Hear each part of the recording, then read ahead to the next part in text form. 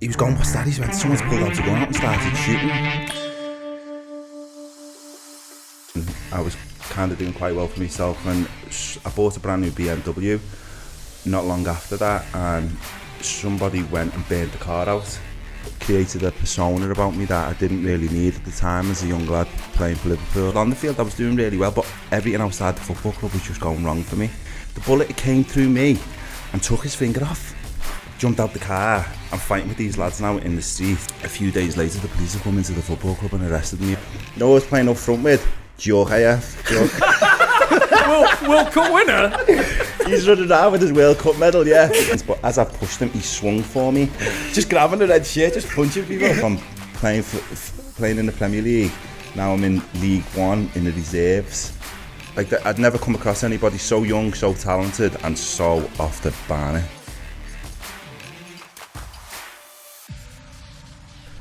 How are we doing? Semi? Is that Semi. Are you saying Semi because you can't pronounce it? Yeah. Otsemobor, Jon. Semi for sure. Otsemobor. Yeah. Thanks for coming, pal. No worries. I mean, David Norris was in good nick, wasn't he? Yeah. David Norris, he's a PT now, isn't he? Yeah. Well, you've taken it up a notch. Do you think so? Yeah. I've got 2 tops on as well. Well, you're looking well. You're looking very well.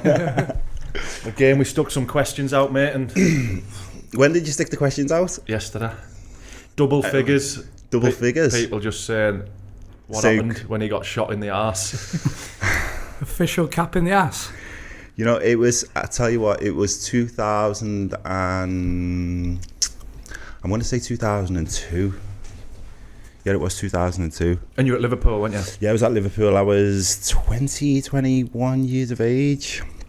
I played in the first team 1 game before, I think that season, earlier on, Southampton, in a cup game.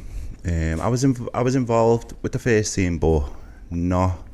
You know, when you're involved with the first team, you travel everywhere with them, and you're more like, yeah, you're basically a Joey. You're going for the experience. You're not really going because you're involved. So I was involved that way a lot that year, and I was doing well in the reserves. There was a Who's coach, manager at this point? Gerard Houllier, Phil Thompson, and Sammy Lee, I think, was there. Oh yeah. And we had a good group of players, to be fair. So I was involved with the first team a lot. I was doing well in the reserves. I wouldn't say I was close to getting in the first team, closer than I thought at the time. But it was a friend of mine's. His missus had just had a baby, so we were going out to wet the baby's head. Yeah. And there was about, I'm going to say there was about 12 of us. It was an excuse. It was rich. You know it was what? An excuse for a full night out. Yeah, 12, basically, yeah. It was just I think there was something else on it that night, and we kind of just all come together and decided to go out. We ended up in town, but we ended up meeting my cousin, who again come with his friends. There was about 8 or 9 of them. Turn into a full squad night. So you can imagine there's like 20 lads now trying to get in clubs and that, and the majority of them I did not know. Later on I learned that they were not the best people to be going on nights out with. Did they look like wrong uns and all? Yeah, I can't remember. Because it was so long ago now. I can remember vaguely like bits of what happened. But that night we were bouncing around the clubs, and you know yourself, when there's a group of lads, the doorman and that, they're kind of wary with you coming in. They're thinking you're coming to cause trouble. They're just waiting for you. They're just waiting for you. But there was one club we got in, and when we got in there, it was, I forget what it was called now. It'll come to me. We got in one club, and it was just chocker. You know what, you could sense the vibe as in, like, you know when you go in a place and you think to yourself, I shouldn't really be in here. Yeah, it's not really my cup of tea, but it'll do, do you know what I mean? I'll have a drink and I'll just crack on and I'll get on with it.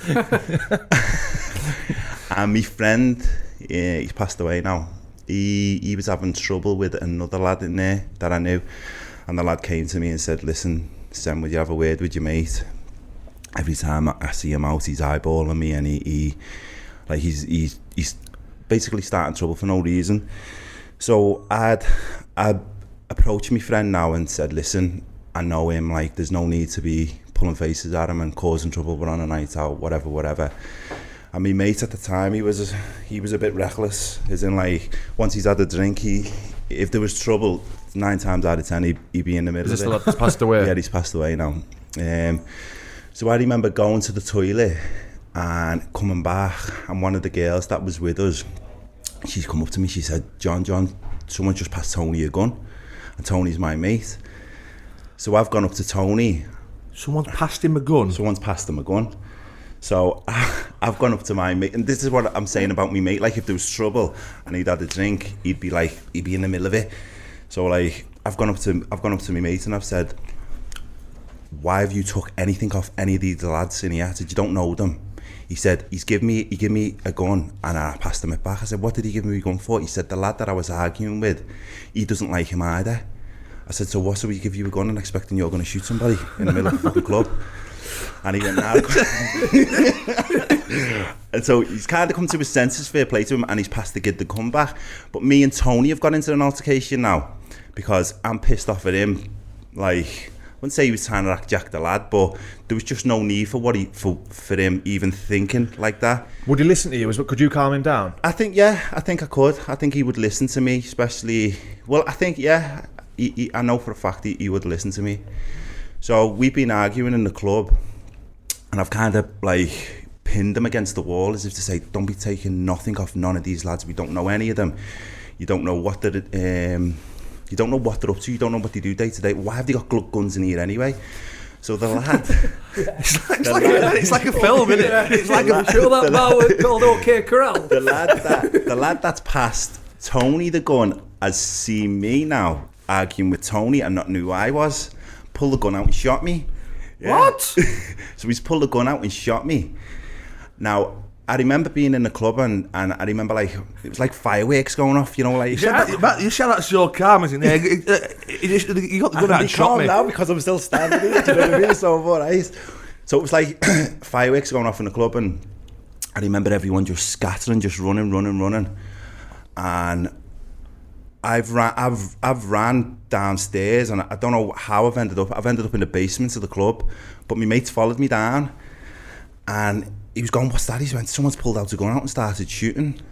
And so I've said to my mate Dean, I was like, Dean, I think I've been shot. He went, what? He turned me around and he's checking me, he's gone, what are you on about?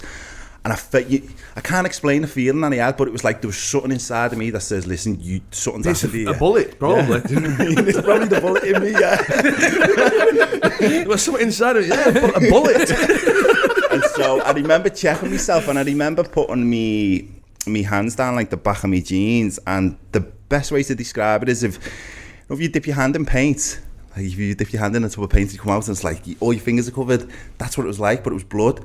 So I just went into absolute hysterics then, because I was thinking, fuck, is he upstairs? Is he waiting for me outside? Like, what happens when I come out this club? Like, do you know what I mean? I need to get out this club and get somewhere where I kind of feel safe. An hospital, I would say. So hospital would probably be a first port of call. It gets even worse than this. And then I get out the club, and I'm sitting down on the side outside, but I was trying to blend it so like nobody knew kind of what had happened. And then where I was sitting, I was just like leaking blood, and someone's told someone, and next thing the ambulance and all that's come, and they've like sectioned it off. But what was worse is that they've ripped my jeans off in the street, yeah. So I'm lying in the street like basically fucking bollock. And I'll never forget like the paramedic that come over to me. He was only really young. I remember looking at his face, and he kept putting his fingers on my pulse, on my neck. I was going, am I all right? And he just kept checking my pulse. I'm just checking your pulse. And I'm thinking, am I going to drop dead here? Like, do you know what I mean? I'm asking you, what's happened? Like, I know I've been shot, but didn't know where I'd been shot. I thought, it's in my back. I didn't know where it was. So they put me in the ambulance, and they flipped me over, checked me. The woman was saying, you're lucky it's passed right through you. So basically, it had gone in by my arsehole, yeah, and come out and missed me hip and come out the side of me. And so when I was in hospital, I was thinking my head was working overtime because the police had come in, and there was a lot of like, let's say, wrongings in that club that night. So they thought I was involved with it all, whatever was going on in the city at that time. So I was panicking. I was thinking to myself, like, do I stay in hospital? Do I sign myself out? Like, I didn't want to be there. And then I heard this commotion like from the bed next door. So I've got up and I've heard lads that were in the club that night. I thought, that's weird. So I've gone in and there was this lad there and he had his whole hand bandaged up. And I looked at him, I thought, I seen him like tonight in the club. And he looked at me and he went, are you all right? And I went, yeah. He went, see what happened to me? I went, what? He went, I was standing next to you. And I went, what do you mean? The bullet came through me and took his finger off. So he had a missing finger in the club, in the hospital. It went in your ass, was it? He took his finger off. So I'm sitting there thinking, wow, like, did someone just come in the club, like, spraying up the club? I didn't know what had happened. And then there was another lad that came in. He was in the club as well, but I knew of him. I knew him from around the area and all that. And he came in limping. And I said, what happened to you? He said, the kids that shot you have just shot me. And I was like, oh, this is fucking mayhem. So I literally just signed myself out of hospital, got me crutches, and went home. And then later on, I found out that it was basically a mistaken identity. They didn't know who I was.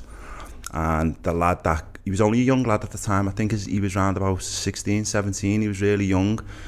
But I think he was trying to impress the older lads that he was knocking about with by carrying the guns for them. He's seen an opportunity to use it and decided to shoot me. So did you not feel it go in then? I didn't feel a thing. The only reason I started panicking is when I seen the blood, because it was more the shock, do you know what I mean, of like not knowing. Don't get me wrong, the brandy I was drinking was great, so I was numb to a lot of it. It happened at 8 o'clock before the brandy. If it would have happened before I had the brandy, I'm telling you now, I'd still be feeling it now. But yeah, you know what, I can laugh and joke about it, but I was so fortunate, as in, if the bullet would have hit me hip, I would never have played again. And that was at 21, do you know what I mean? So like, my career would have been there and done that night. It wasn't so much with Liverpool and the little bit of trouble I had when I was young. It wasn't so like that. What people say is like, I don't know whether I've got a reputation of being a twat when I was young at Liverpool, but them situations, like I could have avoided that by not going out. That's the only way I could have avoided it. But it was how can I explain it? The time, the papers and all that, they were saying I was involved in gangs around Liverpool. Have they just put 2 and 2 together and got 5 then? Yeah, basically. But what had happened not long, like I'd checked myself out at hospital and then I went into the training ground the next day. And obviously when I told the physios and he's like, what are you in for? Because the injured lad goes in on Sunday. I was like, I kind of got shot last night. I can't. My hamstring is killing me because I've got a bullet in my ass. I've got a little carver out. No, I got shot last night. I can imagine the physio was like, go on, fuck off. What that's really what happened? he said. I think it was Dave Galley, I think his name was at the time. He was like, what? Looking at me. Michael Owen was sitting on the bench and he was like, you got shot. And I was like, I got shot. Michael Owen, son of the bench. And checked me. And you know what, to be fair, I was injured for, I think it was 10 days I was out for, because it was just an open wound. There was nothing he could have done about it. But after that, where I was living at the time in Speke, well, where I'm from, is it's a bit of a rundown estate, and there was you're doing well for yourself, do you know what I mean? I was playing for Liverpool and I was kind of doing quite well for myself, and I bought a brand new BMW not long after that, and somebody went and burned the car out while it was up my mum's path. And again, the press at the time, they jumped on it and said it was gang warfare and I was involved in gangs again. So it kind of, like I said, it was more of, I was in the wrong place at the wrong time, yeah, but it was like, it didn't need to happen. But the carry-ons after that, I really didn't need. Yeah. Like the burning of the car. And I remember Phil Thompson pulled me and he was like, what was you doing in that club? And I said, why? Robbie Fowler got filled in there like a few months back by the doorman, absolutely weighed him in. So, and if I would have knew that anyway, I probably would have just gone. Yeah, I wouldn't have gone, you know what I mean? So thing is, if the article said John was out wetting the baby's head with his friends and family, it just completely diffuses any Nobody usually gets shot at a christening though, do they? I've never been to christening where the people just put the guns on the table. You know what I mean? Fucking hell, they're weighing me down then. And you know what? I don't even think anybody got arrested for it. I remember the police contacted me like 4 or 5 years later saying that they were closing the case, but other than that, what was the manager like with you? you know what, Jared Dooley was away at the time, and when he came back, I remember I was on the bike, and he was, to be fair, Jared Dooley was really good with me. Phil Thompson had given me a bollocking and Sammy Lee, and so I was kind of like waiting for the bollocking off Ulier, but when he came back, I was on the bike, and he was like, he come in and went, how's your ass? I said, it's okay. And he went, and he basically asked me what happened, and he was really good. He was really supportive. He said, look, I know obviously stuff happens, and you just need to be aware of it more now. And you know, we've all been young. We've done stupid things, and like I said, shit happens. But I was very fortunate in that situation. How did that first conversation go with Phil Thompson? Like, Phil Thompson was just mad. He was just. What happened? Yeah, he was just mad, like, because you don't need the young lads bringing any attention to the football club like that, especially when it's involved with guns and gangs and shootings and stupid stuff. So he was the most pissed off at me. Sammy Lee was pissed as well, and you know what, I was getting, like I said, I was getting in little bits of trouble outside the football club that didn't help that situation. So it just made the whole thing look a lot worse than it actually was. But with many players in the world that have gone into shot. treatment office with a gunshot would. No, well, they give me as well a plaster, you know. They give me that. They give me nothing, a plaster, that was it. I was like, you know, could have got a medal or something. The bravery award. Yeah. That's fucking mad. That's madness, isn't it? Have you been to the club since? No, never been. Still and open? You know what? It's still open, but I think they changed the name. But you know, the club, when I was really young, when I was going out, when I was like 14, 15, I always used to be in there all the time. And it was just like a club that me and the lads used to go to. And when I got older, it just, you know, them clubs, they change with the owners and whatever. Different crowds. It just got a different crowd. And then when I went back, like I said, I just had the vibe that it wasn't a place to be. So. Well, I don't think you're the first, and I think you're probably going to be the last that's going to talk to us about getting shot on this show, aren't they? You know what I mean? Oh no, Bruce Grobbelaar. Did he? Oh yeah. He didn't get shot, but obviously he had a few of his war stories, didn't he? Yeah, involved in Didn't what's the boy at Arsenal? Adebayor, is it? Didn't he get shot? Did he get shot, or was his team? Team bus, yeah. No one's taken one in the arse, mate. No. Didn't no one take one? I'm the only one then. You're on your own. Someone for the team. Who else was in that youth team? Was that Mel's in that? Yeah, there was me, Mel's, Potter and Welshie. John Welsh was a bit younger than us, but they used to train and play with us a lot because obviously they were a lot better than their age group. So Pot, Welshie, Mella. Who else was that? There was a few. We had a good Raven and that. What? Was Dave Raven there? Yeah, Raven was younger again. I think, what was he, Welshie's age? Dave Raven was there. He's a coach now as well, isn't he? God knows. Ian Dawes was there. He's the Blackpool assistant. Is he, or the under 23s? I'm not too sure. Do you think that went against you though? Well, no, this is the thing. I'd never played so many games till after that, because Jamie Carragher broke his leg and Steve Finnan was injured, so they had no other right back by me. And I went in the team and I did really, really well off the back of that. So I wouldn't say it hindered me as in me performances and me getting in the first team. I don't think it hindered me at all. It created a persona about me that I didn't really need at the time as a young lad playing for Liverpool. So you didn't need a kick up the arse, you just needed a bullet up it. Someone said if you can, I think they were leaking goals at the time, they thought if you can stop bullets, you can stop a few goals. Threw me right in the defence. Can you imagine like the gossip went around changing? Oh, you know what I've heard it, like the rumours that have come from that were just like the most pathetic stories I've heard, that I was carrying guns myself, that I was going to shoot somebody, and just random people just talking absolute nonsense. Let's let us know what that club and is. You know how he actually shot. He didn't even. the fella that did the check on me, the way he said I'd been shot, he said that the only way he could have literally shot you is he'd have to physically come up to you and put the gun right up against your ass and let the gun go off. And I know he never done that. So he said the only way he could have done it is he shot it at my direction. So he hasn't even aimed to hit me where he's hit me. He shot it at the floor or towards my direction. It's ricocheted up, come right through me, and then it's took the lad's hand off. But the bullet is designed that when they go in, they ricochet. Do you understand? So they don't normally just go in one side and the exit routes come out the other side. They bounce around. So where did it come out? It's gone in by my arsehole and it came out the side of my leg. Can we see your scar? Do you want to see it? Yeah, let's have a look. Closed over now, like. I think the first time I met him, first time I met you, you pulled your kegs down and went, look, have a look at this. It's not a bad one. It's not a bad one, is it? No, it's only there. See? It's closed over now, like.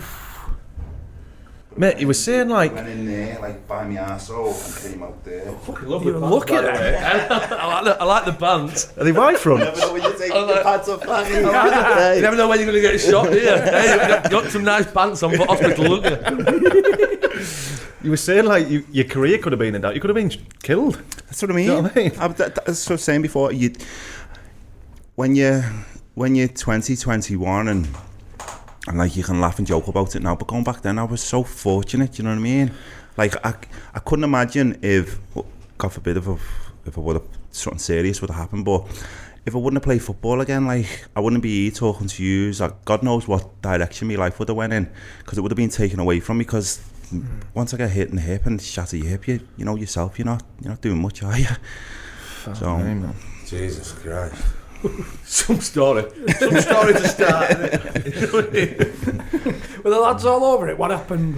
yeah, just especially, I mean, the people that were close to me and knew me kind of understood, because they'd been in the club before, or they knew the type of crowd that was going there. But the likes of the foreign lads at the time, it was like they just wanted me, wanted to know all the time. It's like, yeah, Probably work group chats, and you know what? then, That's the first thing. That's what I'm kind of, I wouldn't say remember for, but that's the first thing people ask me when they want to know. It's like, tell me about when you fucking got shot. Like, you know what I mean? Like, yeah. Which I don't mind. So stereotypical, aren't we? Like, everywhere I went with football then, do you know what I mean? So like when I moved to the football club, it'd be like, should we get this shooting story out the way now, or should we wait? Instead of doing a song initiation, you just told the shooting story. Friday night hotel. Yeah. I had the same with the sex tape. Every club I signed for. They always asked you about it. Yeah. I think people on a much less level than getting shot in the arse. I think people like it's because people have heard so many different versions of it. They'd rather just ask you yourself. They just say like, what happened? You know what I mean? Like I said, I've heard people saying I was carrying guns and I was shooting people back, and it's just absolute bollocks.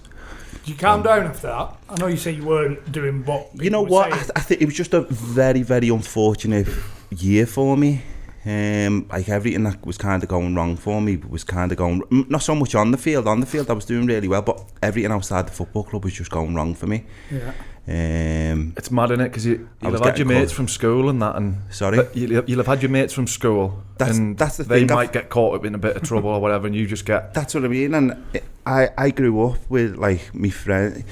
You know what? When as football, you don't realise what you've got when you're such a young age, and sometimes it can be beneficial for you to, whether it'll be get out of the area or stop knocking about with the people. But at 18, 19 years of age, you don't know no difference. No, do you understand? They're your friends. You went to school with them. They're still, you're playing football, but they're still your friends. And when they're doing whatever they doing over weekend or through the week, you need to have the discipline to say, well, nah, this is not for me now. Do you know what I mean? I'm on a different path. And sometimes I got mixed up with that, whereas like I would be going out to the wrong places and hanging around with the wrong crowd and still being able to go and train the next day. And I found that balance at times where I could do both and find myself in unseen circumstances at times. But I mean, like, it was just, and another thing, going back to the friend situation. I remember one time when I got arrested at Liverpool. I was driving home, minding my own business as usual, and there was a club near near my mum's house. It was like a bar / club, and I knew my friends were in there. And as I was driving past down the road, I've come to the set of lights, and there's my friend in the road on his back fighting with some lad. I'm thinking, what the hell is it like? Is that? I was looking over thinking, is that actually my mate? So I drove round him because they're fighting in the season. I realised it's my mate, but he's getting jumped on by another 2 lads. So I parked the car up, jumped out the car. I'm fighting with these lads now in the street. And then our other mates have come out of the club and we're fighting with these lads. And that was just my natural reaction. I just see me mate and I thought, oh, shit. Like, you didn't think about, fuck it, what could happen here? Your mate's getting filled in, you're going to go and help him, aren't you? Yeah, that's what I mean. I didn't think nothing of it. And then a few days later, the police have come into the football club and arrested me on GBH charges. Like, so that didn't help you? No, obviously it didn't. And I couldn't get my head around what it was for. And then once I found out who the lads were, what they were basically doing, they had trouble with me mate in the club. They followed me mate out the club, filled him in. Obviously I've came along, well I've seen him, I've tried to help me friend out, but they knew who I was. So yours is the name at the top of the list when it comes to who were involved. A few days later, what they tried to do, they tried to get me arrested. Well, they did get me arrested, but they were trying to get money out of me to drop the charges. Do you understand? Yeah. So basically they just wanted money because... Guns, bribery, anything. What's going on? No wonder, he's a good lad. No wonder fucking Gerard Huller was scratching his head. What did they actually say to you? No, what it was is that they pulled me and said, listen, well, they arrested me and said, obviously, they told me the time and the situation. They said that there was CCTV footage of me beating this lad up or these lads up. But I knew there wasn't, because where the fight occurred was nowhere near the club. It was basically out on the road, on like almost a dual carriageway. So when they arrested me and they said that they were looking into pressing charges against me, and they said that they had the footage, I knew it was a bit weird because, like I said, I knew there was no footage there. And I got hold of the lads through a mutual friend, and basically they just said, listen, we'll drop the charges if you pay us X amount of money. And then that's why I knew then it was bollocks, and I went in and told the football club, I said, listen, these are just trying to get money out of me, like there's no truth in it at all. And there wasn't. Well, obviously we did have a scrap, like, but there was no CCTV footage and nothing really came of it. But again, it just doesn't help your situation, does it? And this was all in a 8-month period at the football club. This was all just before I got into the first team, you see. Yeah. So I think at the time, going back, I think Gerard Huller might have been scrambling a bit for players because Carragher had just broke his leg and Finnan was out. And so we had no choice but to put me in, and because I was playing well, I kind of was picking myself. I think if they wouldn't have had their injuries and I was carrying on the way I was doing, I think they would have probably got shot at me a long time ago, yeah. It must have been hard though, especially with the reputation that you'd built up of then going into that Liverpool first team, and you know all these your Owens, your Eskies, who's competition like John Otsemobor. Who's the which? Sorry, like competition. Risa was a left back. Risa was a left back. I had Carragher and Finnan. I'm saying. I think Sammy's mentioned them both. He hasn't mentioned John Risa. I had Jamie Carragher. Steve Finnan was the right back. He was quality right back, and then Jamie was playing centre half, and whenever Steve Finnan got injured, they put Jamie there. And then if Jamie get injured, there'd be me at the time.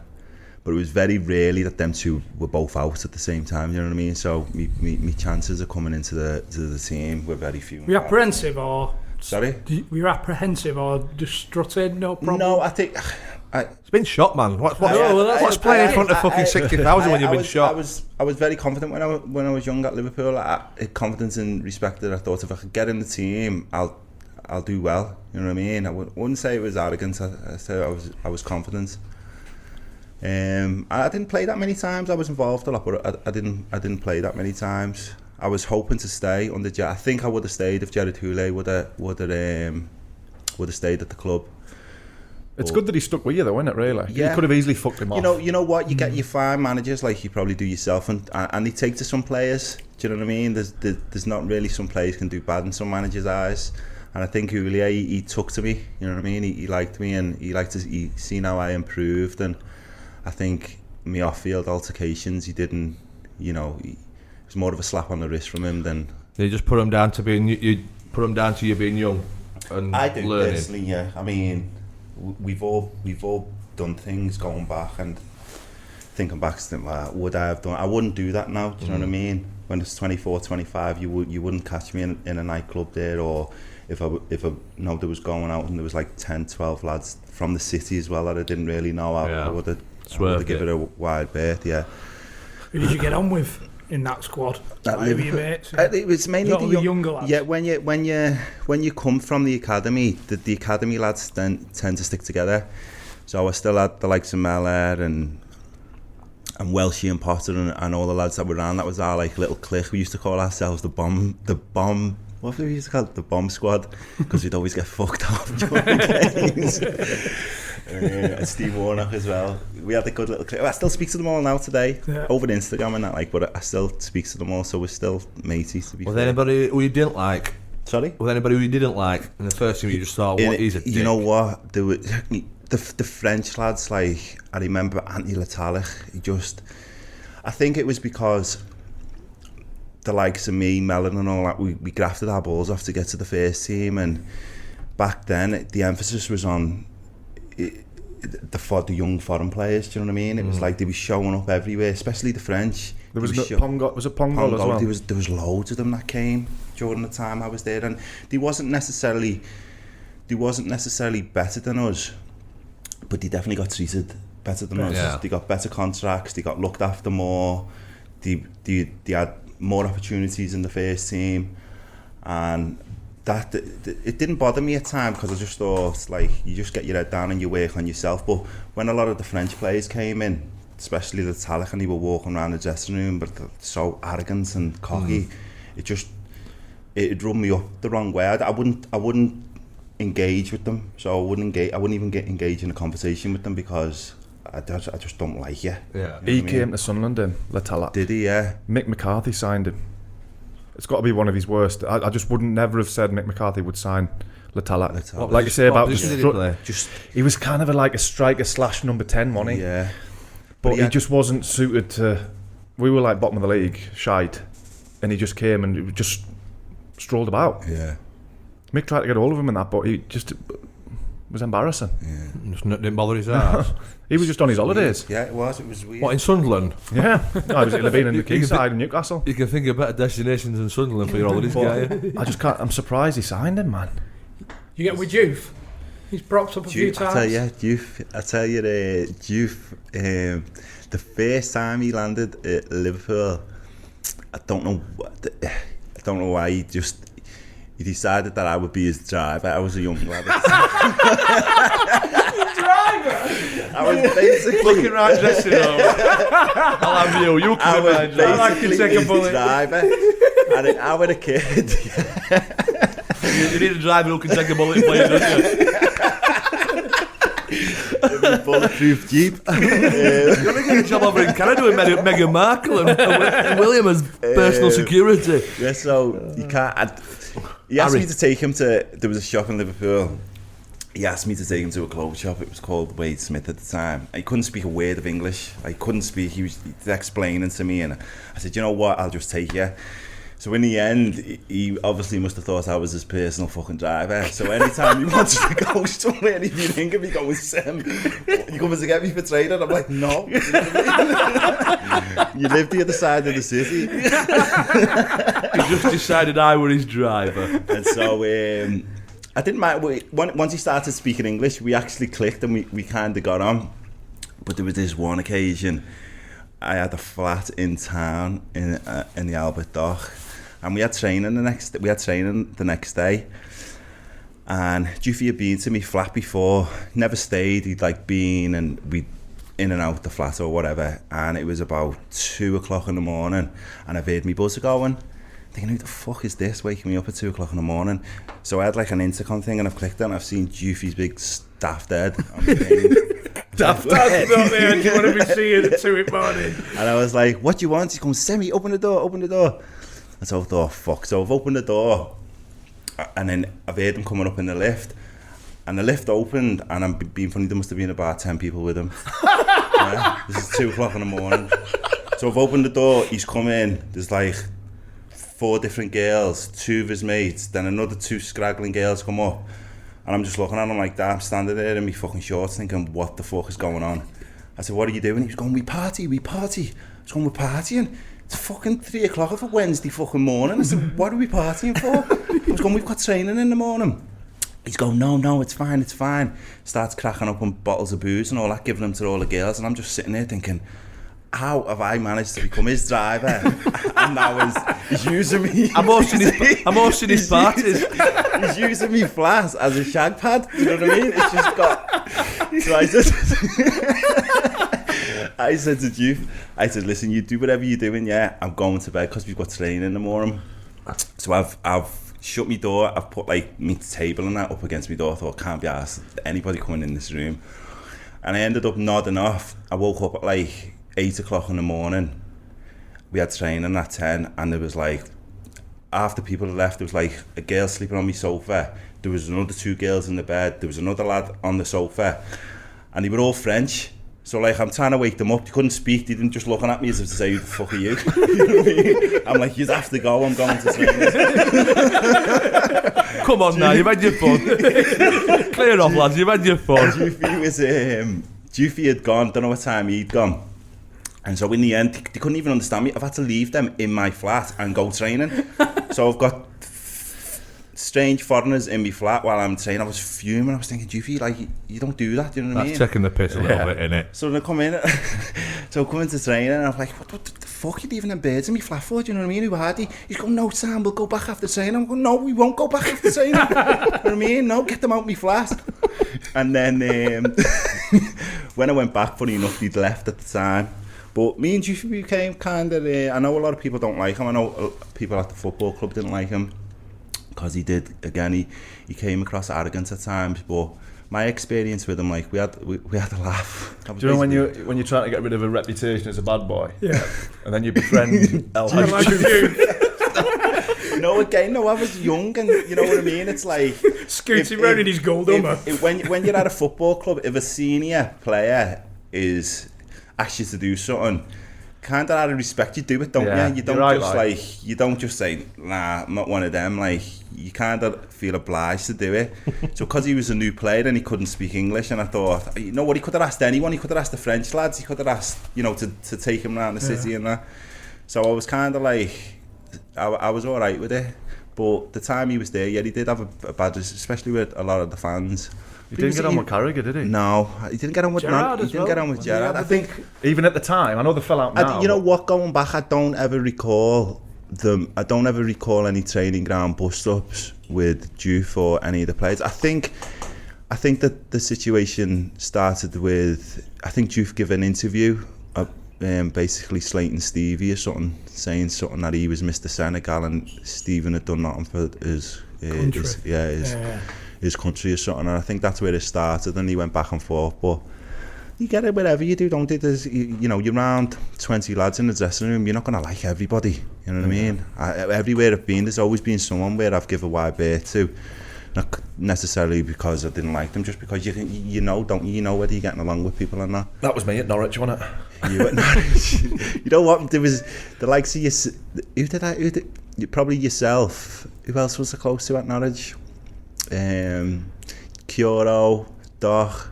There was a few. Socially, it was a good. It was squad, a good little group, innit? Yeah, it was a good little group. But I don't.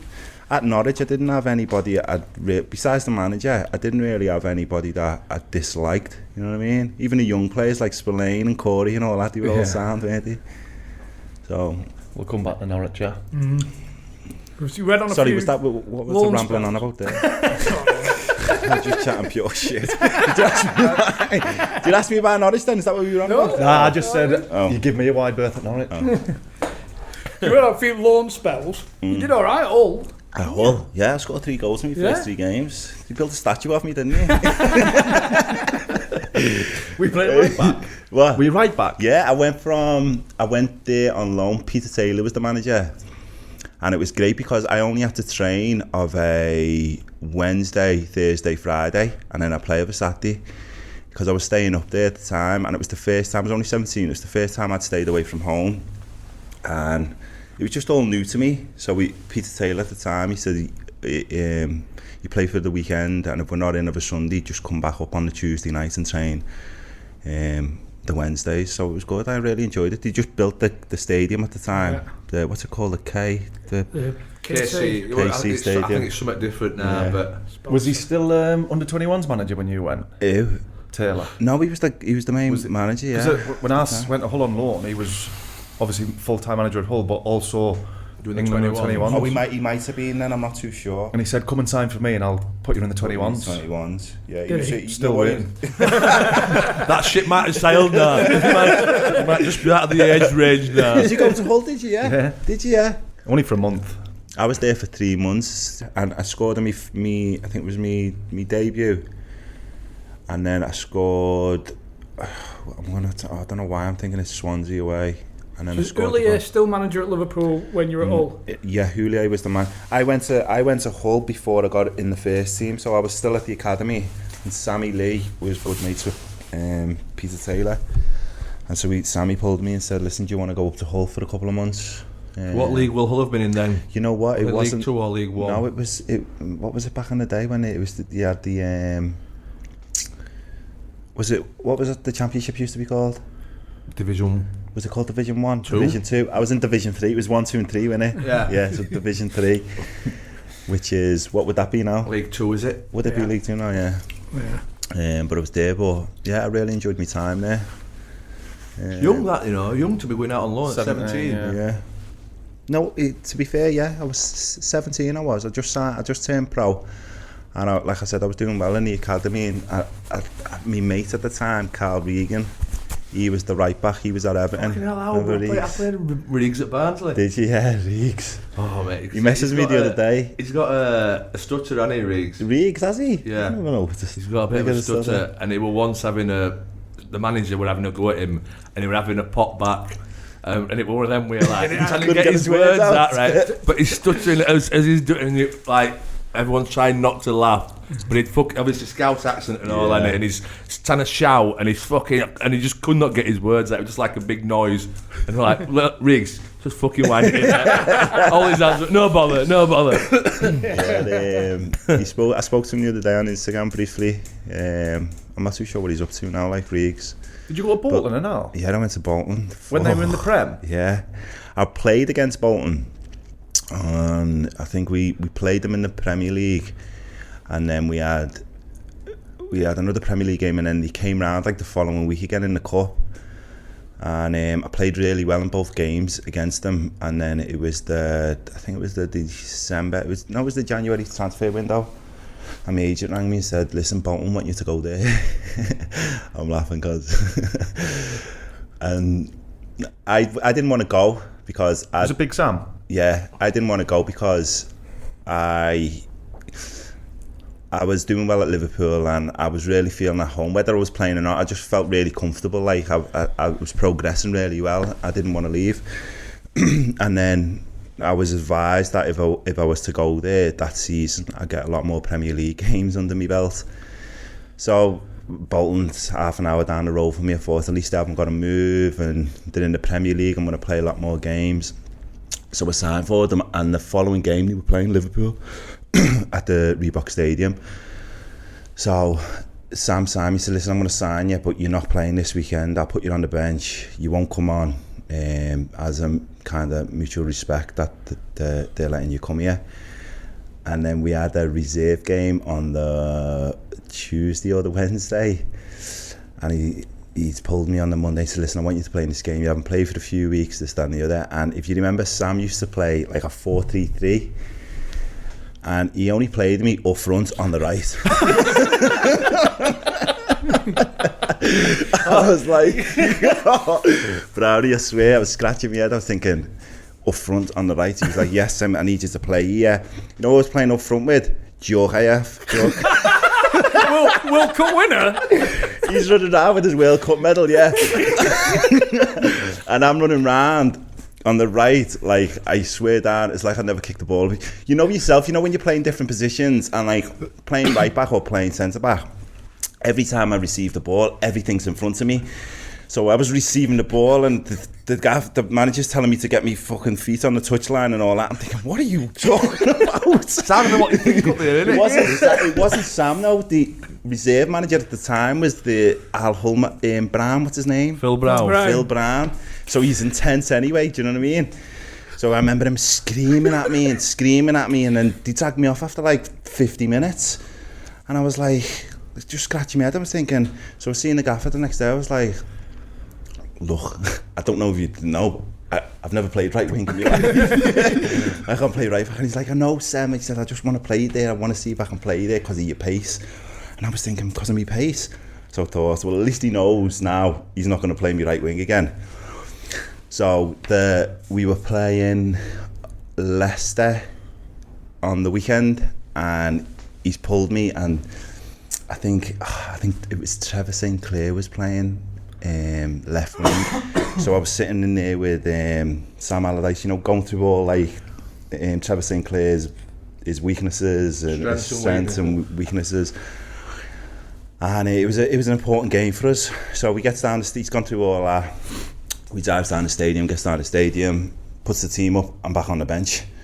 I'm thinking, haven't we just sat there for half an hour just going through like me plays and all that? Like what's happened in that time from us leaving there to get into the stadium, and now I'm on the bench. So I was fucking absolutely raging. And then the Tuesday comes around again, there's another reserve game, and I thought, there's no way on this earth he'll dare play me in that position. He's only played me up front on the left. Oh, Brady. My head fell off, right?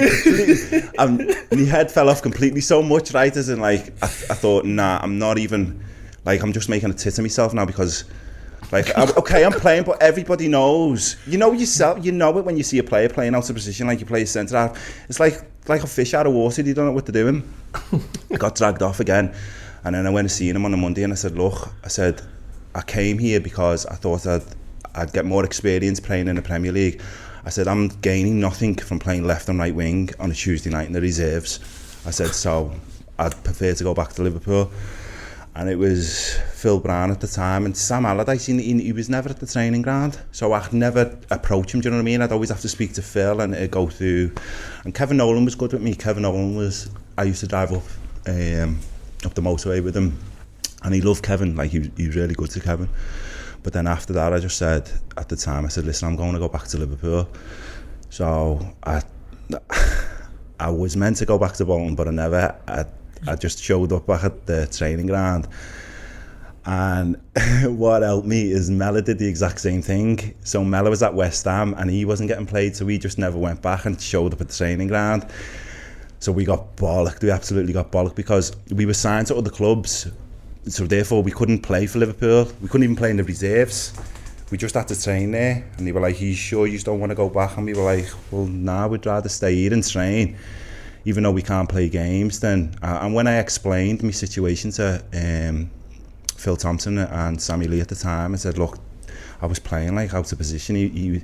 I felt like he took me there to try me because of my pace, to try me in other positions to see if, because I know he's done that before, you know, where he's put like, he has put right backs, right wing, and they've excelled and done really well. I just think it wasn't for me at the time, like I said. See, from a club point of view though, that could, like, obviously with all the stuff that's gone on away from the pitch, that can be seen as like the big time little bastards. Yeah, that's what I mean. That's so who the fuck do these think they are? They've gone on loan and then they're just showing and they're coming back. Yeah. Who the fuck do they think they are? Because from an outside perspective of what's happened previous, you'd probably have said it would have been better for you to get your head down and just get on with it. Yeah, smile and get on with it. I think also for me, when I got approached with it, I didn't want to go anyway.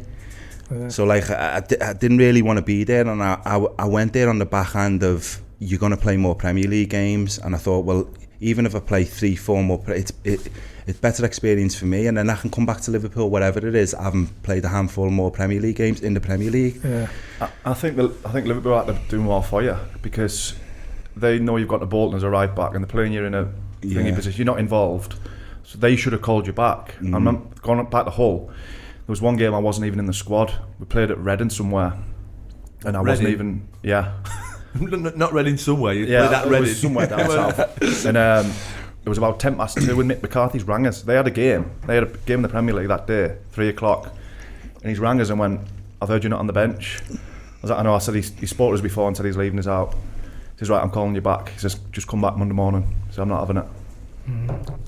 So he's looked after. I would have gone back Monday, and that was probably me not involved for the rest of me time there. But he's Sammy Lee and Sam Allardyce pretty tight as well. I think they're obviously the good friends as well. So I think Sammy was doing me a favour by sending me up there. But like I said, when I come back and I explained the situation, you could see they looked at me as if to say, "What the fuck are you doing then?" Were you supposed to be there until the end of the season? Yeah, I was meant to stay till the end of the season, and like I said, I was there for. I think I played like 3 or 4. I played one game at home in the Premier League against Man City, and we got dicked like 3-1 or something. I played that one game, and then the rest I played about 3 reserve games, and then I said, "Listen, you know what? I wouldn't have been so asked about it. At least if I would have been playing my own position, I would have got something out of it. I could have like said, look, this is what I'm able to bring if I'm playing in the first team, but I don't know." And for him to turn around and say to me like he was experimenting with me, I thought I'm not here to be an experiment. Do you know what I mean? You've got other kids that are good kids that can play in the position. Do you know what I mean? So like you put me in there, and the kids that's sitting out for me he's a natural right winger, he's a natural left winger. Like, you know what I mean? It has a knock-on effect like that. That is a bit of a piss taking in that you've said I can't play. I don't know what I'm doing at right wing, and then chucking your left wing. That's a bit. That's like they really are fucking. The only best thing about that was playing with Djorkaeff. Like playing like he's a World Cup winner. Do you know what I mean? And I bet he was pissed. Imagine he's looking at me, he's thinking, "What the fuck am I doing here? I've got a World Cup medal. What am I doing here on a Tuesday night? I've just won the World Cup. I'm playing up front on the Tuesday night, and I've got this donkey on the left."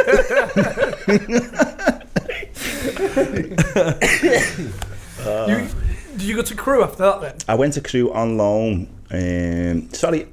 Hull was my first loan, then I came back, I went to Crewe. I really enjoyed my time at Crewe. I think because the emphasis was on playing football, which at the time, it's the way Liverpool were training and playing as well. Dario Gradi, yeah. And he was really good with us, and as soon as I went there, I played every single game. He wanted me to stay, but...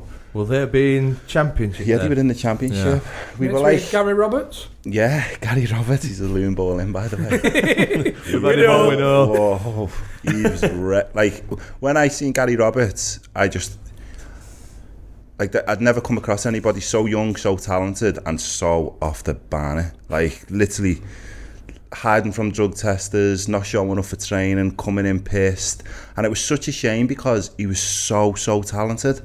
Like, he was playing for England, and at Crewe, as you know, they're known for bringing the players through the route and selling them on. And they normally, when they come through the academy or the youth at Crewe, and they do end up selling them, they go on for millions. They go to decent clubs, they're not just going to shitty clubs.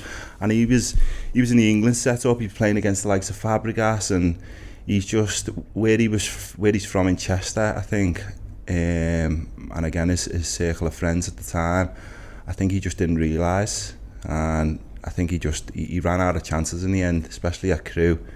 I believe with his agent and Dario just getting in trouble all the time, and Dario, when at the period I was there, Dario always supported him, would always give him the benefit of the doubt.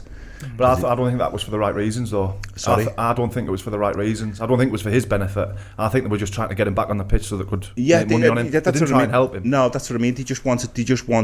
That's what they do. That's what they do. They need you on the pitch so you progress, and that's how they keep the club running, by selling them. I mean, yeah, maybe they going back, I don't know what he did in his helping personally in his personal life. I'm sure Dario would have helped him at some point with something. But again, he was just anybody that you speak to about him, like you just say he's fucking round the bend. So do you know, from going to Crewe and seeing him at Crewe, would he have been, if he'd have been at Liverpool, would he have been seen as one of the... I don't think he would have acted like that at Liverpool, just because of... Would he have been good enough to comfortably handle it, you know what I mean? In first team?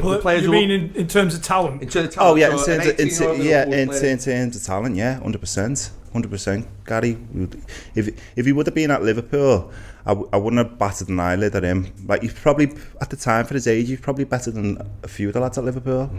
It's just that he was getting a lot of attention because he was playing in the first team. It's the same with Kenny Lunt. Remember Kenny Lunt?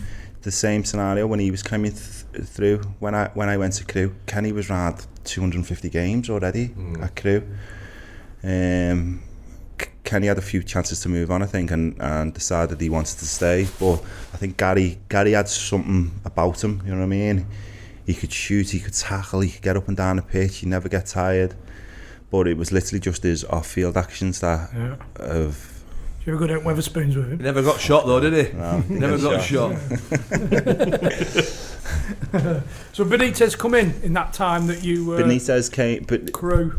Yeah. The time I was on loan towards the end of the season, I was at Gerard Houllier. Like I said, he took a liking to me, and during the end of the season, I think I had a year left on my contract, and he pulled me. He's like, "Sam, come and see me at the end of the season. I've got something for you. I think you're gonna like it."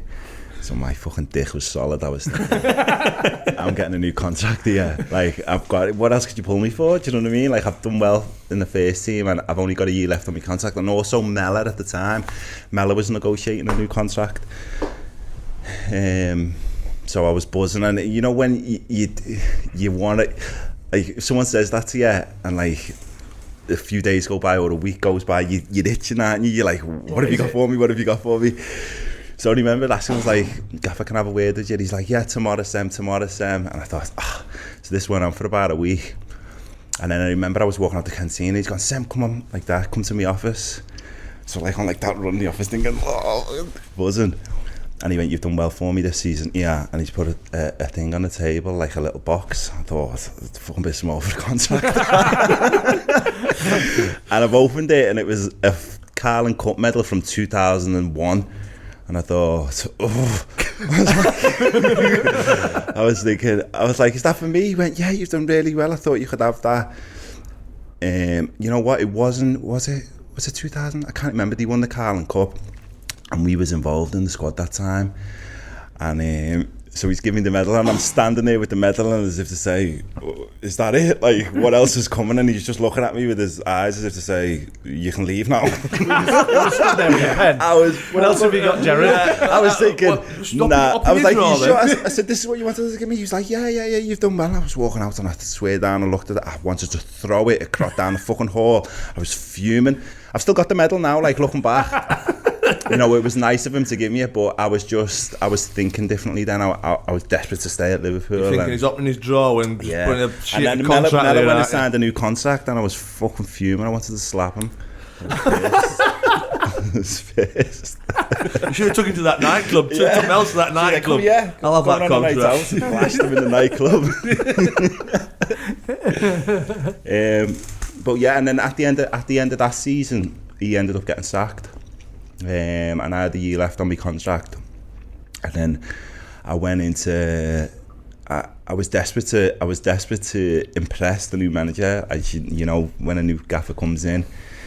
So I remember getting to the training ground extra fucking early, like stupid o'clock early, and there wasn't even there was nobody there. Like it was embarrassing. Like you're taking a piss.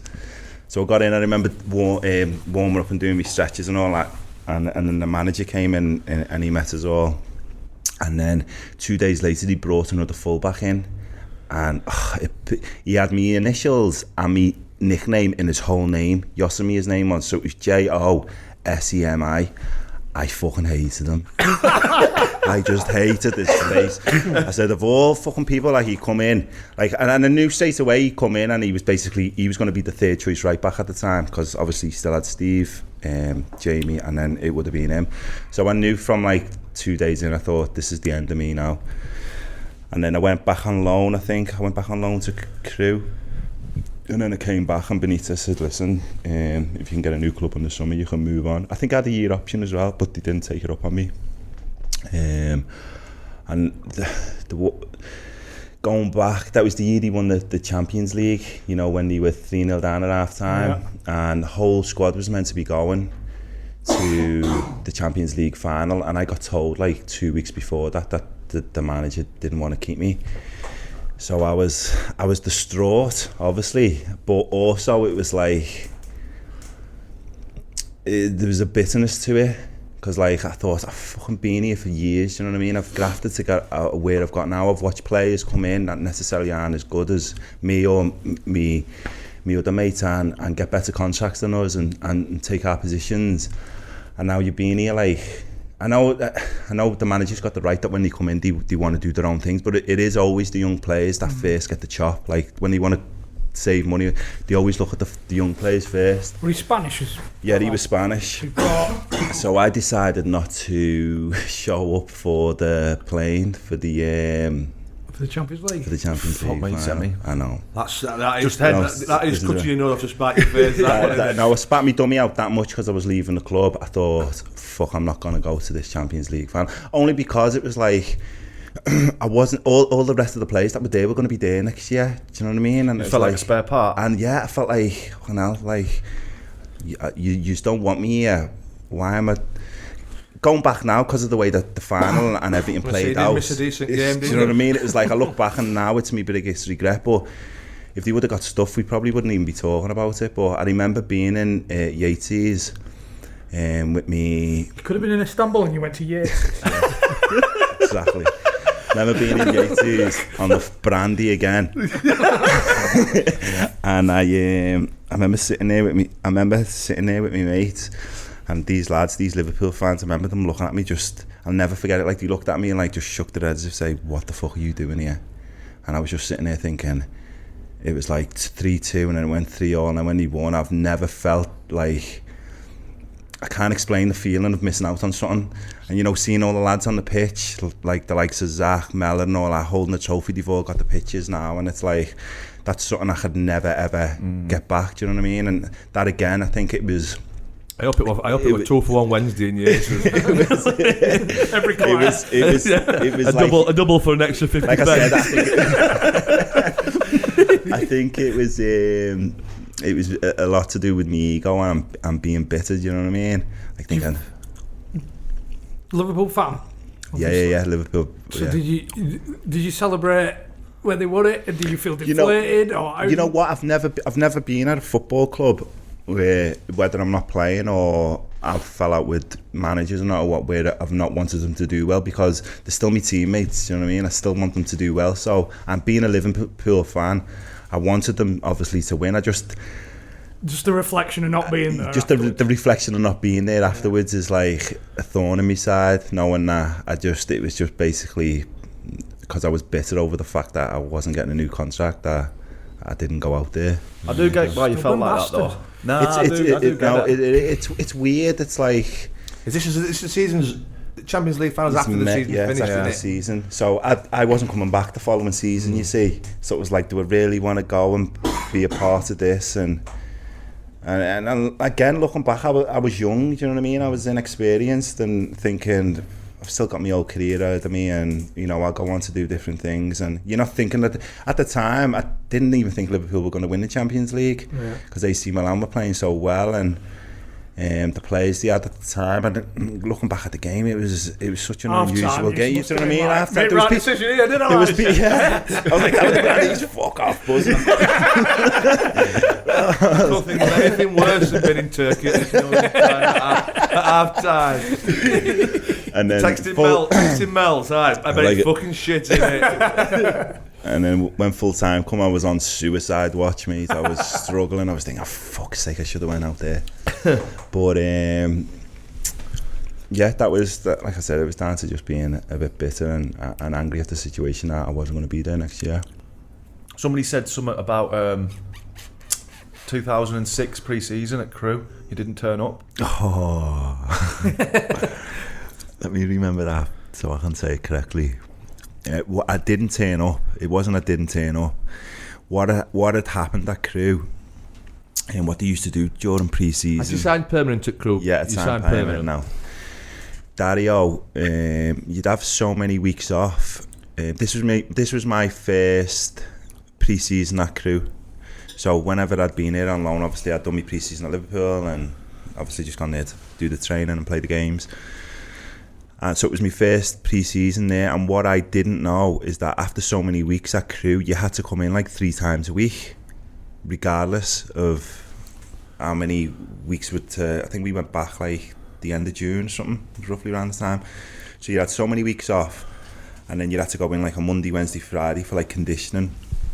I didn't know about it, at all, and I got the dates mixed up on when we went back to pre-season. So the whole time, as you know, I changed my phone number all the time. I didn't have contact with anybody like during the whole summer. I just thought, I've got me 6 to 8 weeks off, I'll go back on the date, I'll do my training away from the thing. The whole time the club and everyone was trying to get hold of me, like, you've had so many weeks off now, Sam, you have to come and do the 3 days a week. So I didn't show up for them, and then I showed up late for pre-season. It was only like 4 days late. only 4. But it was a boy, Michael Higdon at the time. He managed to get hold of me and like, Sam, you need to get to the football club. And he explained it to me. He said, nah, he said, we come in 3 times a week. He said, you haven't been in the whole time during the time you was meant to come in, and we started pre-season 3 days ago. So I was like, oh my God, like, this is the last thing I need now. I'm going to a new club. I was just in the house. I seriously, I'll have Jupe and 6 French birds. I had my holiday, and I was just literally chilling. I'd never heard of it before. I'd never known that. Like, even now, you don't hear the lads having to go in during the time that they're off. So I went in and I explained it to Dario, but Dario was not having it, basically. He was like, you're at the bollocks. No, you're at the bollocks. You just didn't want to come in. And then they fined me like, I think it was like 50% of my wages or something for the whole time I never come in. But again, it was more of a, I can't keep saying it's a misunderstanding, can I? You know what, at the time, it was a genuine mistake. No, at the time, I do remember, like, basically, I'd missed the sessions now, and then when I found out, I'd already missed training, so I was, if you're late, aren't you? You know what I mean? So I ended up just going back in when I said I was going to go back in, and cracking on, but it wasn't too bad because he made me captain like 3 weeks later. So I must have been leading by example. when you did get there, you were doing all right. Thing is, 4 days is a lot in pre-season, isn't it? Especially about first 4. First 4, it's massive, isn't it? You know what I mean? Doesn't sound a lot, but doesn't. Yeah. So that was that, but I enjoyed my time at Crewe. It was great, the training, the games, everything about it. I loved it. How come you went to Rotherham after Liverpool? I went to Rotherham. Didn't Crewe want you to come back? Yeah, Crewe wanted me. No, what it was is that Crewe wanted me to go back. I had a year option on my contract at Liverpool, so I was hoping that they would take the option up on me. So when Dario was asking me to come back at the time, I didn't want to commit to him because I was hoping I'd stay at Liverpool. I wanted to see what had happened at Liverpool before I decided to go anywhere. Yeah. But in that time, obviously, Crewe needed the right back, so they wasn't going to wait around for me to make my mind up. I went back to Liverpool, obviously found out I wasn't going to be staying there. That time, Crewe had been out and bought or got a full back in. And so I was scrambling then for a football club, and my agents at the time, I remember him turning around and saying to me, like, go on your holidays, John, don't worry about it. When I come back, I'll have something in black and white for you. So I went on my holidays, I came back, and the lads, I remember the lads were going back into training on the Thursday, and it was like the week before, the Friday or the Saturday, I've gone in to see my agent, and he's turned around and said to me, so what do you want to do then? I went, what do you mean, what do I want to do? I said, I've got no fucking football club, what do you mean? He went, so have you thought about what the future holds for you? I said, no. I said, you told me to go on my holidays, and when I come back, you'd have something in black and white for me. He was like, let me make a few phone calls. So he's expecting you to like sack it off. So like I'm thinking, like, let me make a few phone calls. You've had the whole summer, and now the lads are going back to training Thursday, and you're making phone calls now, like a week before we go back. And that was the first time I'd ever had an altercation with like my agent, because they were always renewing me contracts at Liverpool. It was never the time to like, right, John, you need to go and find a new football club. So I sat in his office and I was just giving him clubs, just giving him numbers, saying ring this, ring that, ring that. And so it's the first time you needed him then? Yeah, it was the first time I needed him. And you just sat there really managing. I said, there's no way, I'm just ring this fella, ring him. I played well against him, try and ring him, see if they're interested. And he got to Mick Harford at Rotherham. I hadn't seen the training ground, I hadn't seen the facilities. And as soon as he said, yeah, we'll sign them, I literally got in my car from my agent's room. I drove straight to Rotherham. I said, where's the contract?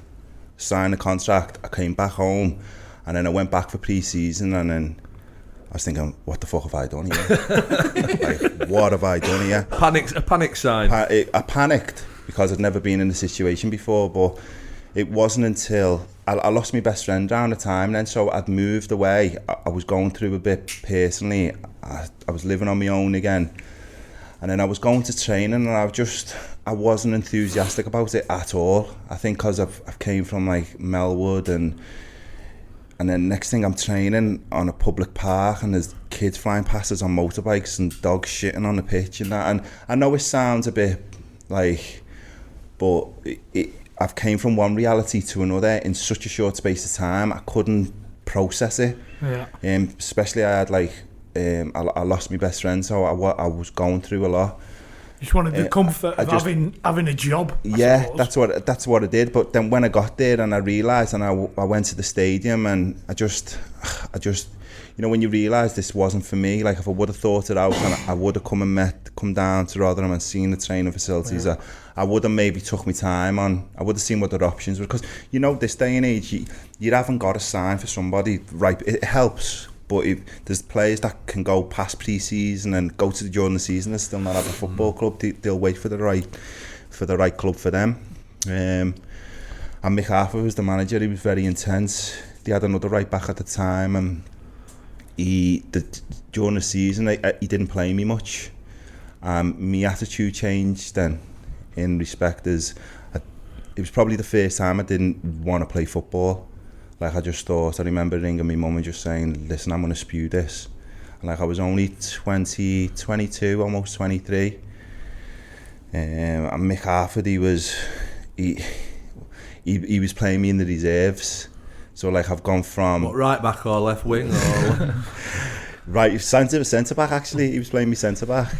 So I'd gone from playing in the Premier League. Now I'm in League One in the reserves. You know what I mean? And it was just like... in such a short space of time, it was just, I didn't want to play football at the time. Thing is, that's quite normal, that people dropping down from the Premier League and playing it, but you've obviously had a lot going on in your personal life. Yeah. You kind of think, fuck me. You know what as well, when you're at clubs like Liverpool and you're doing well, you guess people blow smoke up your ass, you know what I mean? So sometimes you think you're a lot better than what you actually are. And so,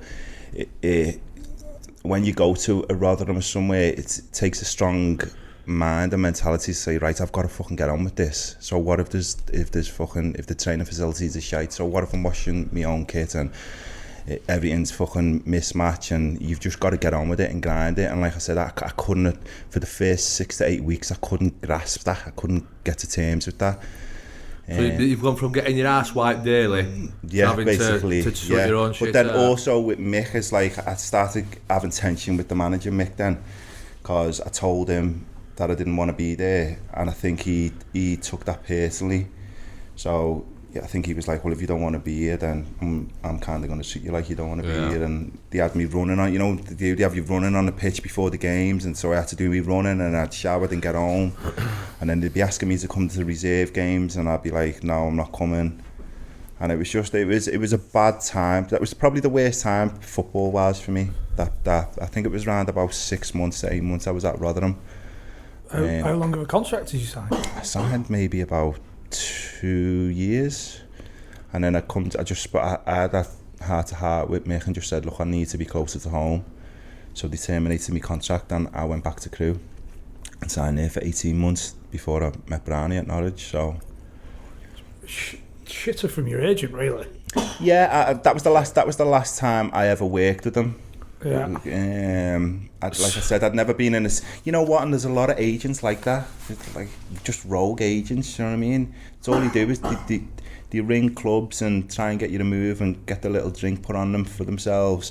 But also they've got that many players. Like personally, I think because he's never been in a position where he's had to find me a new football club, I think he forgot about me. Like I think he just generally forgot about me. And then when I've showed up at his office, he's like, just coming around your corner now. Yeah, like fucking hell, I was meant to try and get him a club. That's terrible, isn't it? Yeah. So what do you want to do now then? That's almost saying like you chucking it or what? Yeah, that's what it was like. But it like I said, it is what it is. And you know, as I went on, I had different agents, and you know, some are very similar. They're all in it for themselves. You know, there is sort of people that obviously care about the players that they look after, but it's a money making business. So as much as they say it, they look after themselves. Do you need any form of qualification? Not now, I don't. 250 quid. 250 quid for this thing online. You can become an agent today. Yeah. I think you used to have. I think I'm almost sure. Fucking hell, you'll be that one. Have you got me a club? I'm really sorry. I did a contract last Thursday, but I've totally forgot to ring him back. I'd be smart enough bullshitting first. Oh yeah. I fucking rang everybody. No one's that. But no, I think you used to have a. You just have to pay a retainer, I think. Yeah, and that was expensive. It was like 100 grand, maybe. Yeah, something like that. So you had to be qualified. You had to pay 100 grand. You got it back, I think. But that was just to prove that you were not a faulty bastard. Yeah, so you sit an exam. It's one of them that you just probably download from Google. What, you have to sit an exam? Yeah, but like you can just Google the answers or whatever. Oh, sorry, yeah. You can do the exam at home, like, you know. I don't know what it is, but anybody can do it. Do you know where Swindon is? Yes. Fuck it. If we get somebody to Swindon, job done, innit? You know what I mean? Yeah, let him crack on with people's lives. Yeah, fucking let him crack on. Yeah, anybody can. So you're happy to go back to Crewe then? Oh, I was made up. I was delighted. It was like a new lease of life for me, because I don't know. I wasn't, as the lads probably know, when you're playing football, you've forgotten about so easy. So like, I knew if I would have had a year or two playing in the reserves in Rotherham in League One, where'd you go from there? You know what I mean? You're not going to another club and kicking on. You're just going to keep dropping down the league. So I was fortunate to go back to Crewe. Dario Gradi's still there. Dario brought me back. Plus you knew what it was like as well. Yeah, that makes it a little bit easier. Been on loan I was back home as well, which was a big part for me. I needed to be back home.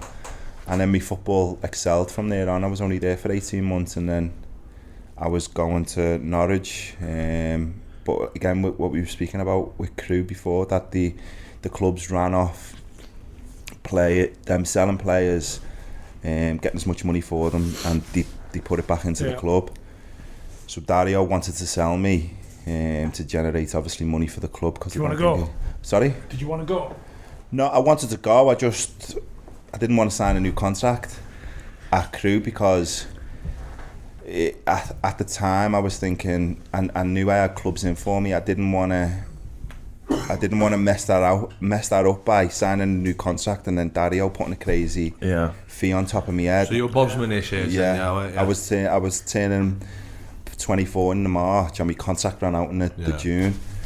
So I was trying to like put the contract off because it would be benefit for me. But Dario's been around the game a long time, so he knew what I was doing. He stripped me in my captaincy and took me out the team for the rest of the season.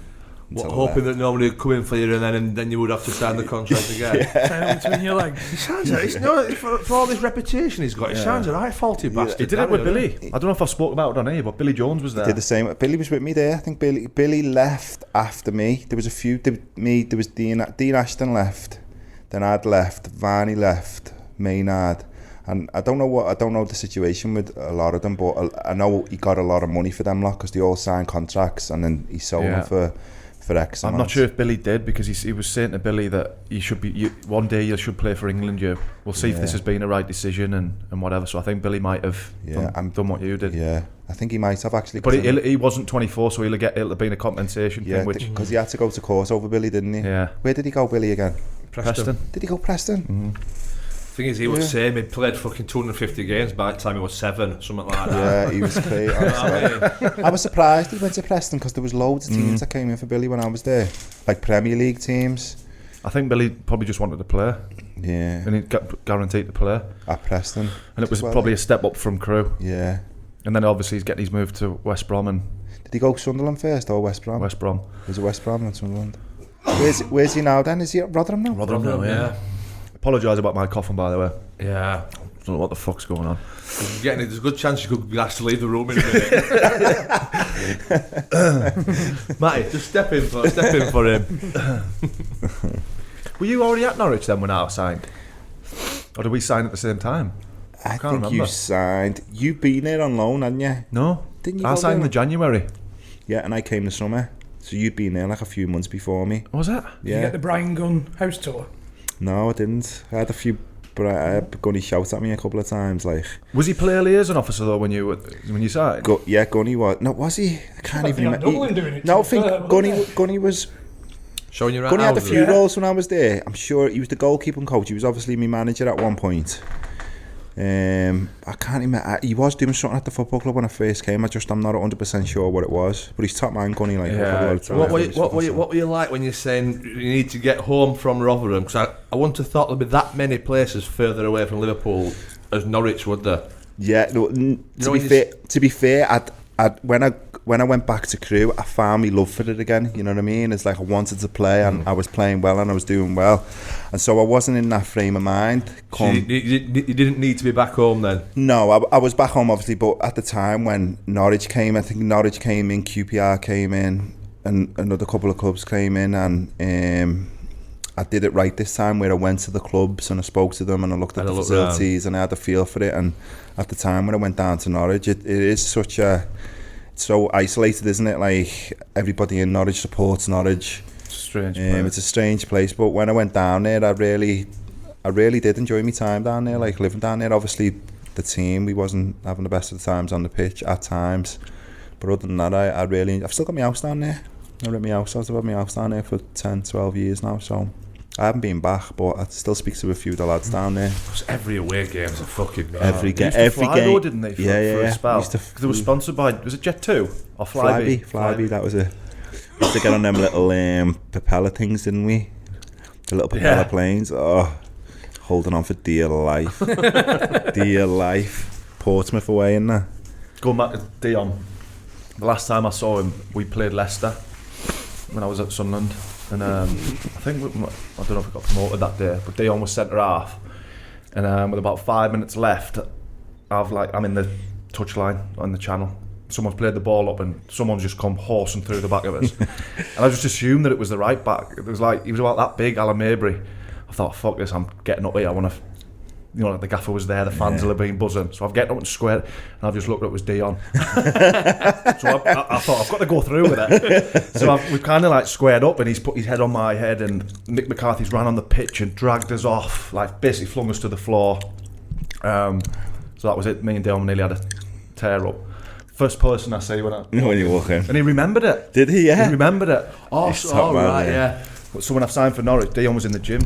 And he's going, you still fancy a shot at the title? But he was sound. He's sad. Come on, during the game and that. Thing is, that will have helped you, because you as soon as you go into a dressing room, you're very quiet, aren't you? Yeah.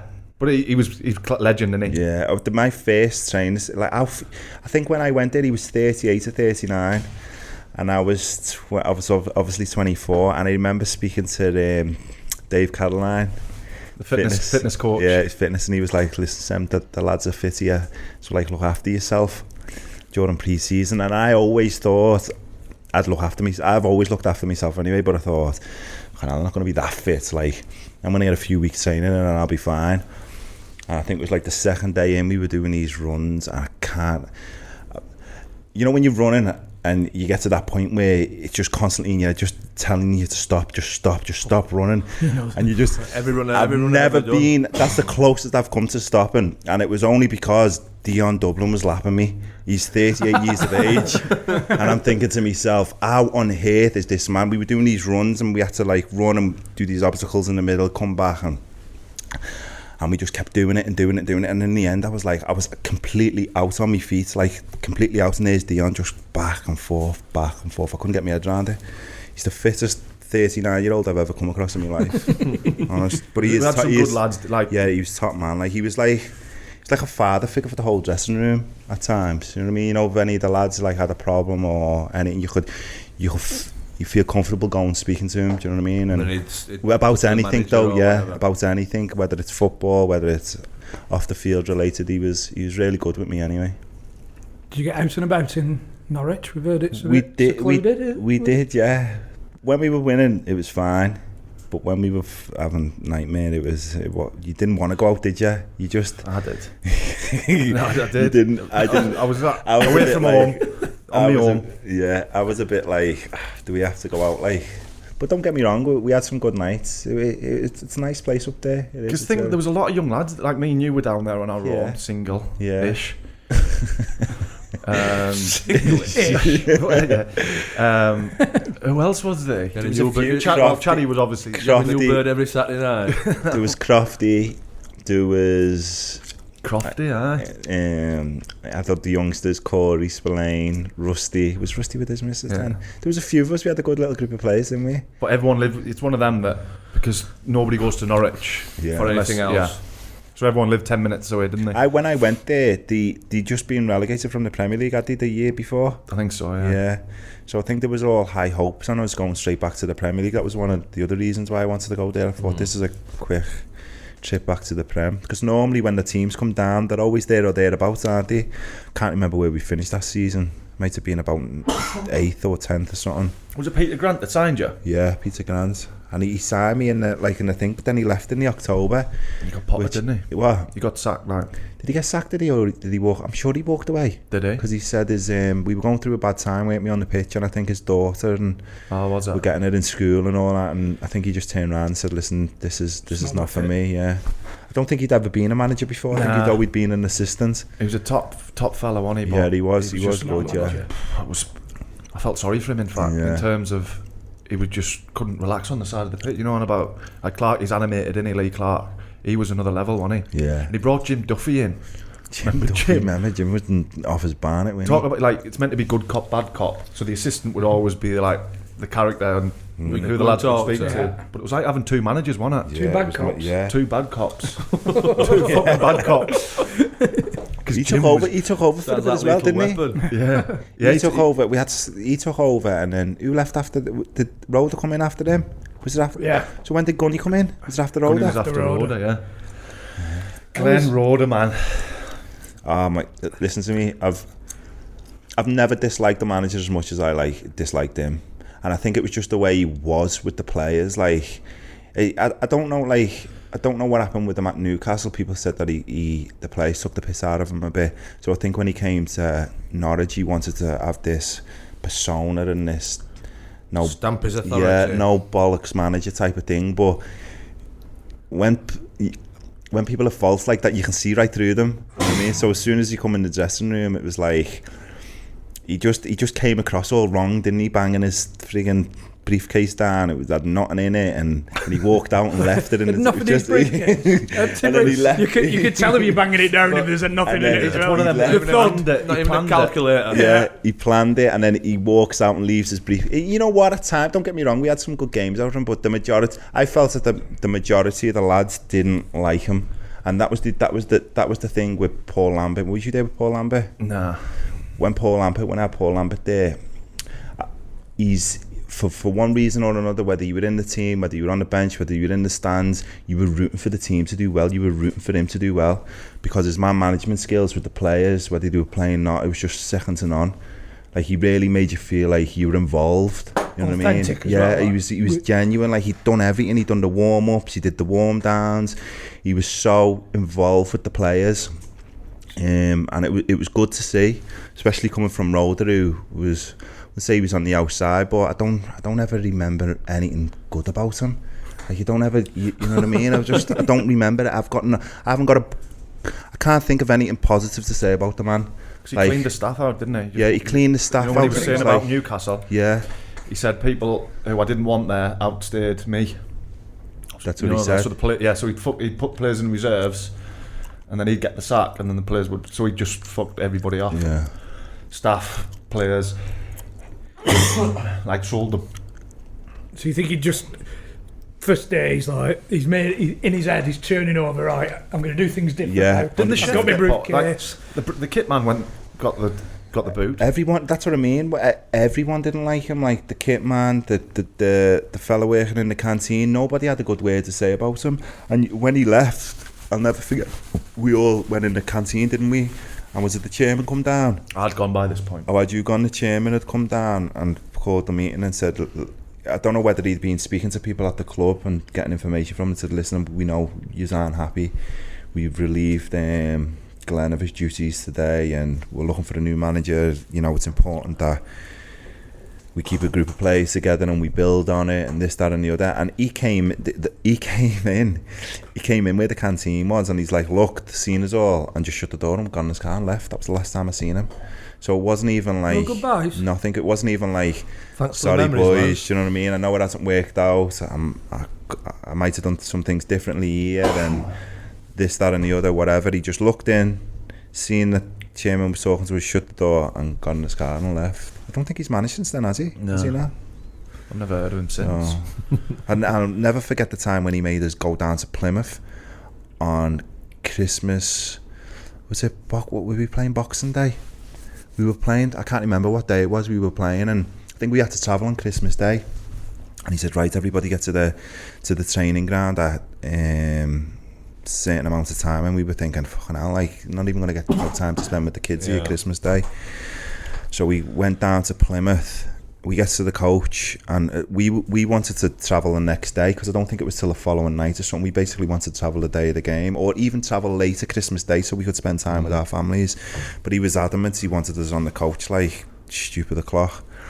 So we've got down there, got to the training ground, and we've all showed up on the coach, and I think Clarkie and that's there, and the gaffer hasn't showed up. You're like, where's the gaffer? He's like, he's staying with his family, he's not coming till tomorrow. See that? So we were like, oh, so Sam. Straight away, like, you're thinking, what a fucking dick. So we're on the coach to Plymouth on a Christmas Day, fucking 4 hours down the road or whatever it is. We get to the hotel, and it's Christmas Day, so there's no chef at the hotel, there's no one to do food, so we're going to the garage now to get us sandwiches and all that for the night. And then gets up the day of the game. I think we went for a walk, had a meal, and he shows up an hour before the game, having spent all night and all the following day with his family. And we thought, you know what, there's just like when you're a team and you're a man, you should all be together. Do you know what I mean? You can't give the players one rule and then go and do your own thing. Do you know what I mean? Got to have thought that's going to piss them off, Annie. That's what I mean. I remember we lost the game 2-1 as well, and I remember I don't think anybody was fucking arsed. You thought, nah, do you know what I mean? But I think it was just the way he spoke to players at times. Like, just as, like I say, his management skills were terrible. He didn't. Everybody's different, as you know. You know what I mean? Some players need an arm around them. Some players need a bollocking. He didn't have that balance. So like, he'd just give everybody a bollocking. You know what I mean? Like he couldn't find that happy medium. It was all up front. No, it was terrible. So is Glenn on your shit list then? He's on your. Yeah, it's just. He's the only manager I've disliked. The only manager I've ever disliked in my whole life. Like socially, I was only there a year, but was you only there a year? Less than a year, I think. Was you? Yeah, just less than a year. But remember when because he used to stay at mine. You had your own house, but and we wouldn't be going out. We'd just sit there playing FIFA, wouldn't we? It always a Pro Evo. Remember when you thought I was getting broken into? When? And I was sleepwalking. You were sleepwalking? Yeah. Have you seen him sleepwalk? Mate, I've been a victim of it a few times. Heart attack. Because he had an house and we used to go round, and then I remember lying there. But where was I sleeping? Was I sleeping on the blow-up bed? Room. Yeah. And he was fucking walking around the house. I'm thinking, nah, there's somebody in this house. Tim walking around having a full-blown conversation with himself. I was wrestling. I remember I was in a wrestling match. Was you? I was throwing myself on the floor.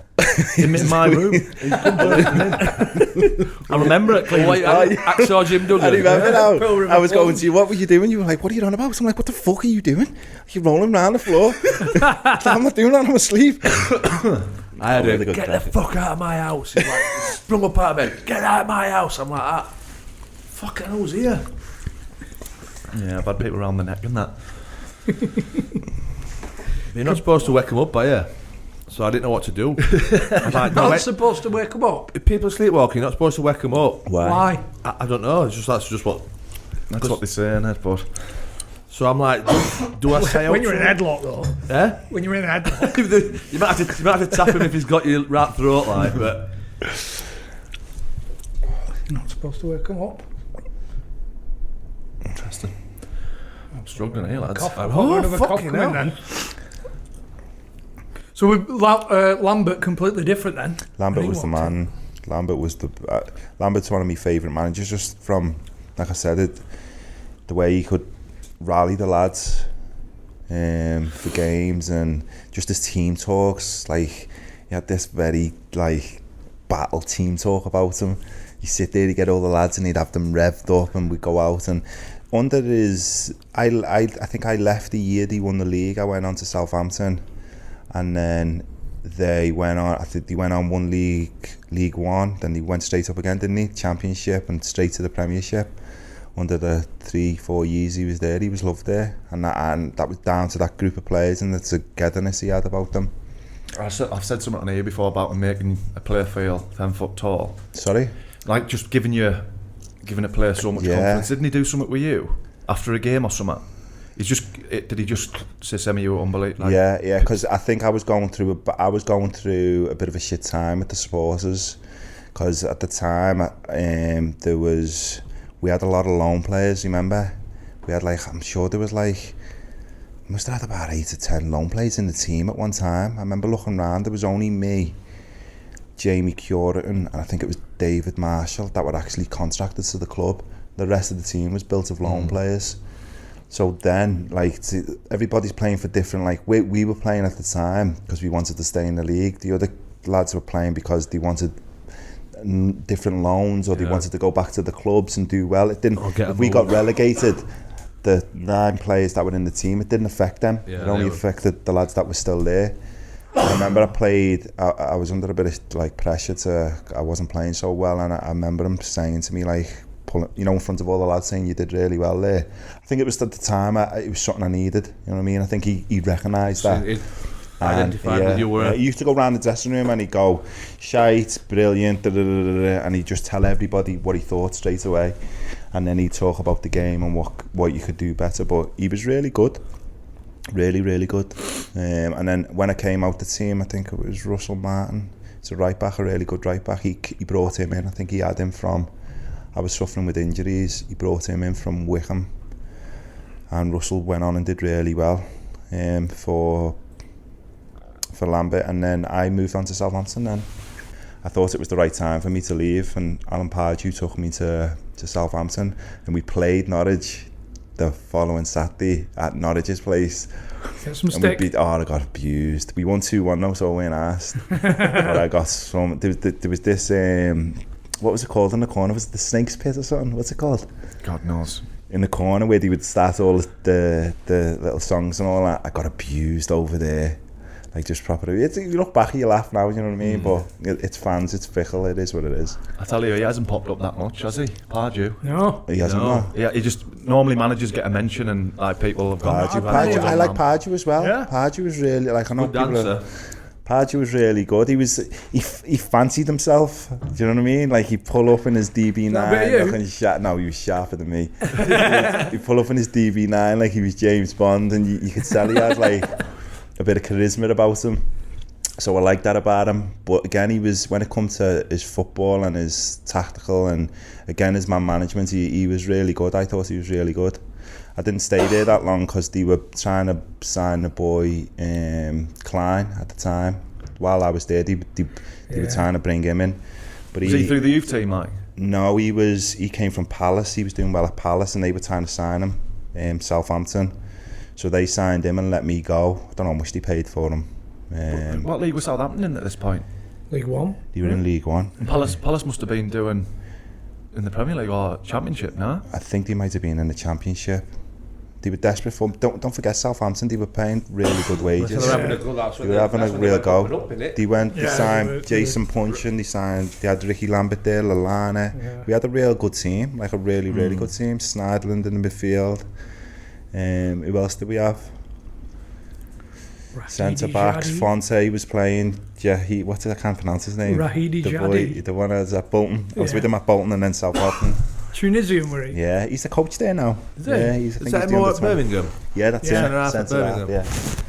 He's a coach there now. He's another one, good lads I've come across, to be fair. I've been fortunate, I've come across some decent lads over my career. But Southampton, I loved it down there.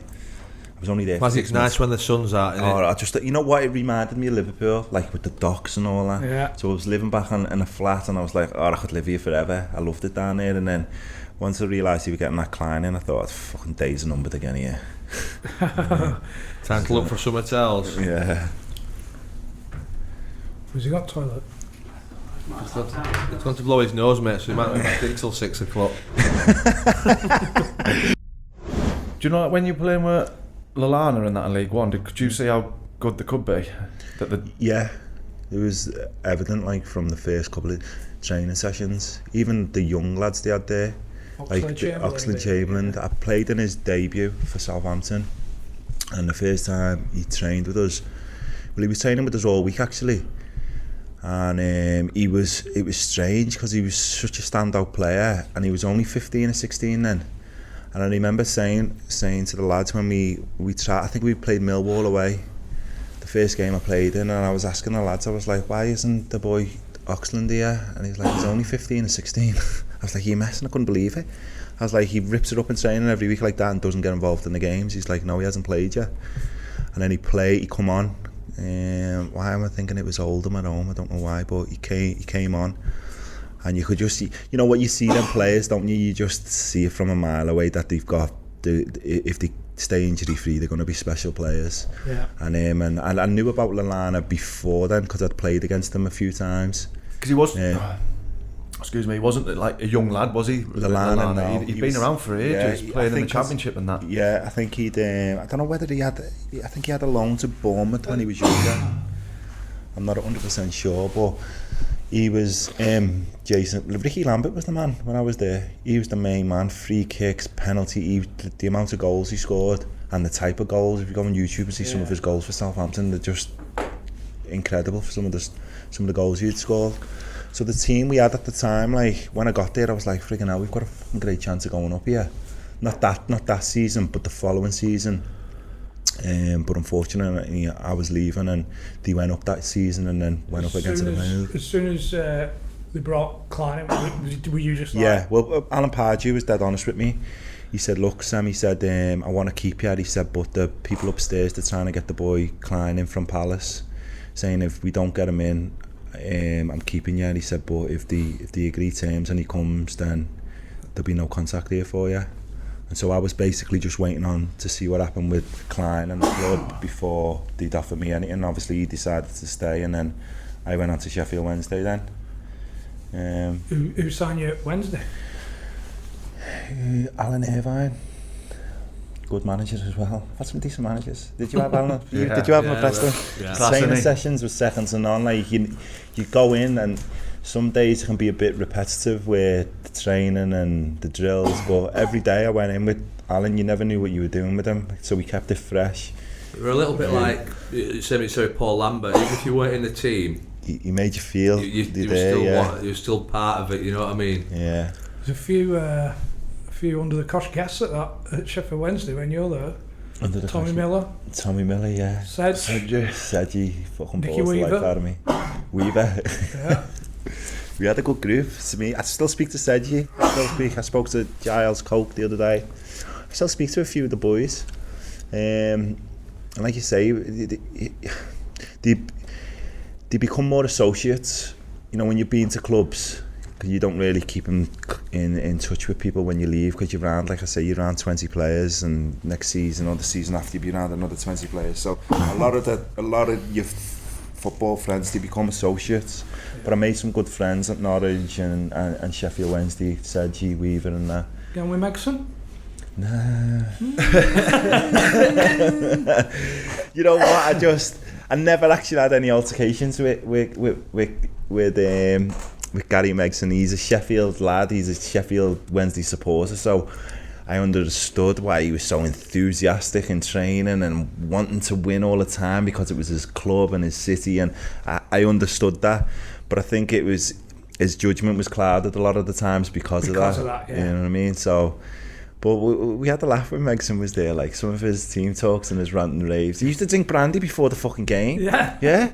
Sitting there and he'd be drinking straight brandy in the dressing room, giving us a team talk. And remember tipple with him after? I felt like Tinker's one of them. But it was to calm his nerves apparently, because he used to get that amped up and that worked up. It'd calm him down a bit before the game. You really like used to have a laugh? Like, I used to find him funny at times, like his team talks and all that, and the way he'd go on. But he fucking I remember doing a pre-season round. His pre-season, one of the pre-seasons I did with him, I've never been the same since. Mentally scarred. He had us running through these woodlands in Sheffield back when the Sheffield Wednesdays used to play, when he used to play, and it was all mad terrain and rocks and all that. And I'm not being funny, it must have been about 6 miles every other day, and me knee and me ankle have never been the same since. Like, absolutely wrote me off. And I used to, like I said, I used to think I was fit going back to pre-season, but like them long distance runs and all that through woods and all that, I was never built for that. I was built for short, sharp stuff. Niall Ranger though? Niall Ranger, yeah, he did came. Was he like? You know what? Nah, I didn't. I don't think I spoke to him. Yeah. Nah, I don't. Like I said to before, I think you can, as you get older, you understand yourself. You understand other people, and no disrespect to Niall, I didn't. Wasn't your kind of guy? Yeah, he wasn't my kind of guy. You know what I mean? You could see he was always. He must have had a lot of respect for you, knowing that you've been shot, though. I don't think he. He's not got a gun. He might have been the one that shot me. I was going to say you must have shown Clinton Morrison your good. Clinton was a good mate. Yeah, Clinton was sound. I haven't seen Clinton. But me and Clinton were tight back then at the football club, man.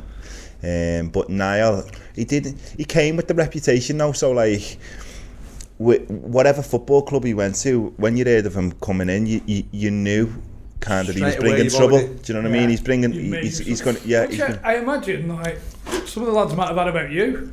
Yeah, that's what I mean. I could understand that, but I think Niall was, whereas people that don't know my situation, and I've explained it to you now, you can understand it a bit more. I think when like Niall's getting arrested for the most stupidest stuff, like on a regular basis though, so he was bringing it on himself. And I think if anybody that's spoken to him, he had that personality and a bit of that persona about him.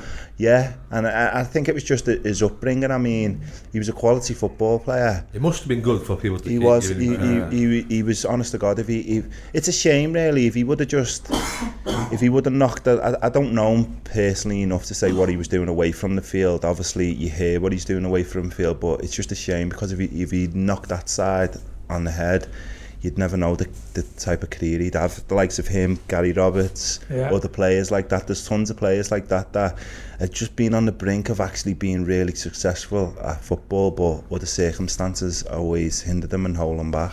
Is he still playing now? I think, was he struggling for a club? I would he have was thought trying so. to find a club, and I think, did he go to Blackpool? Yeah, then just did turn into it. That's what I mean. Whenever he's gone to Black, you'd always hear this. It's always the same stories about him. Like he hasn't showed up at training, or he's been having trouble with people at the club. It's a shame, like, because, like I said, when he came to Wednesday and he played, he's a handful. I played against him as well. He's a real handful to play against. Thing is, you're right though, because people might have had that persona about me. Yeah, but you treat people as like. Me and you were close at Norwich. Yeah. And all we did was sit and play. That's what I FIFA. mean. If you, that's what I mean. Nothing gangster about that. Yeah. That's what I mean. I think we wouldn't even play shooting games, would we? We wouldn't even play GTA. Nah.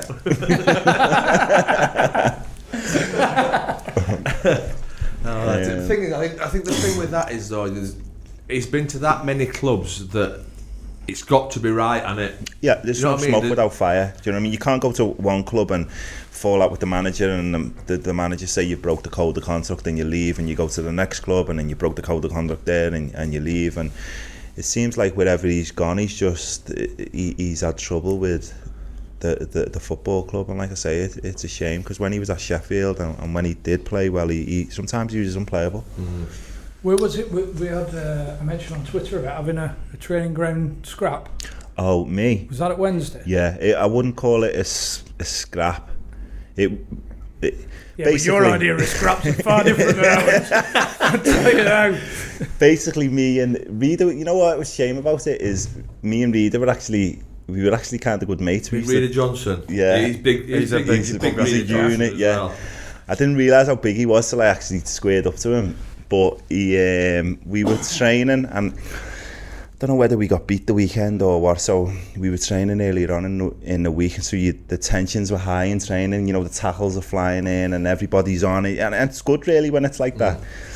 And I can't remember whether something had happened, but he was playing centre half and I was on the right, and we were shouting at each other, like we had different versions of what went on. And so the training had finished, and I'm walking towards him now to explain. But he could speak good English, he was fine with his English, but he was walking to me like I was walking to him towards a fight, but I weren't. I was walking towards him to like explain, because we were shouting over such a far distance.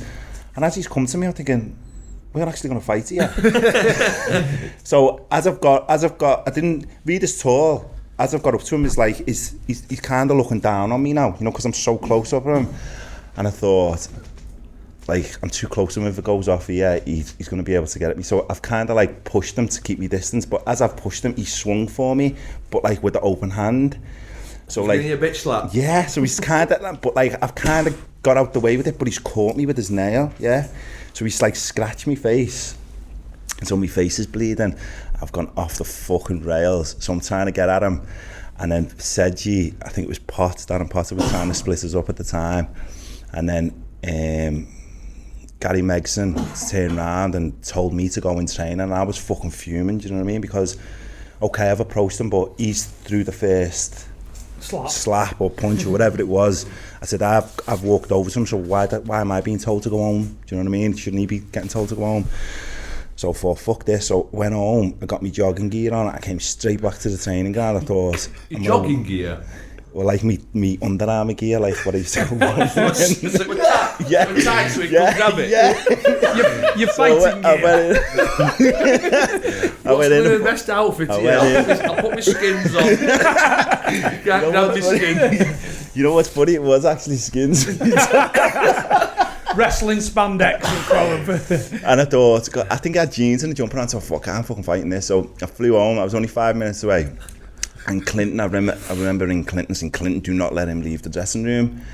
And so I've put my fucking things on. I flew back to the house and I'm sitting in the car park. And I was on the phone to Clinton the whole time. I was like, where is he? He was like, he's getting dressed now. I said, Sand, as soon as he comes out in the car park, don't tell him I'm here. I'm going to wait for him in the car park. So... What about Clinton, by the way? Just like stirring this shit. Don King. He's just finishing his chicken now. He's coming out in a minute. Clinton was me boy. Like Clinton was sound. So, what I didn't know at the time is that his brother was there watching him training, and his brother was some professional boxer. So like he's come out in the car park now with his brother. So I've jumped out the car and I'm screaming at him, but he's just standing there so calm and like collective. Just, well, that making you worse? No, you know, yeah, it was making me worse, but I understood why he was so cool and collective, because his brother was standing next to him, and his brother's some boxing champion and would have just absolutely filled me in. So I'm screaming at him, and he wasn't talking to me, he wasn't giving me no response. I was like, look at my face, you know what I mean? Look what you've done to my face. I wasn't trying to fucking fight you, this, that and the other. And it got all the players and some of the coaches come out now here that we were in the car park, and I thought, I don't want to look like I've come back now for trouble. So I've left it, and then I've been messaging him, and he was going to France. I said, listen, as soon as you come back, you're meeting me again in the car park. We need to settle this. A straightener? Yeah. And so everyone stood there thinking, what the fuck's he got his skins on? That's why you weren't saying it. It's like, why is, you know why what?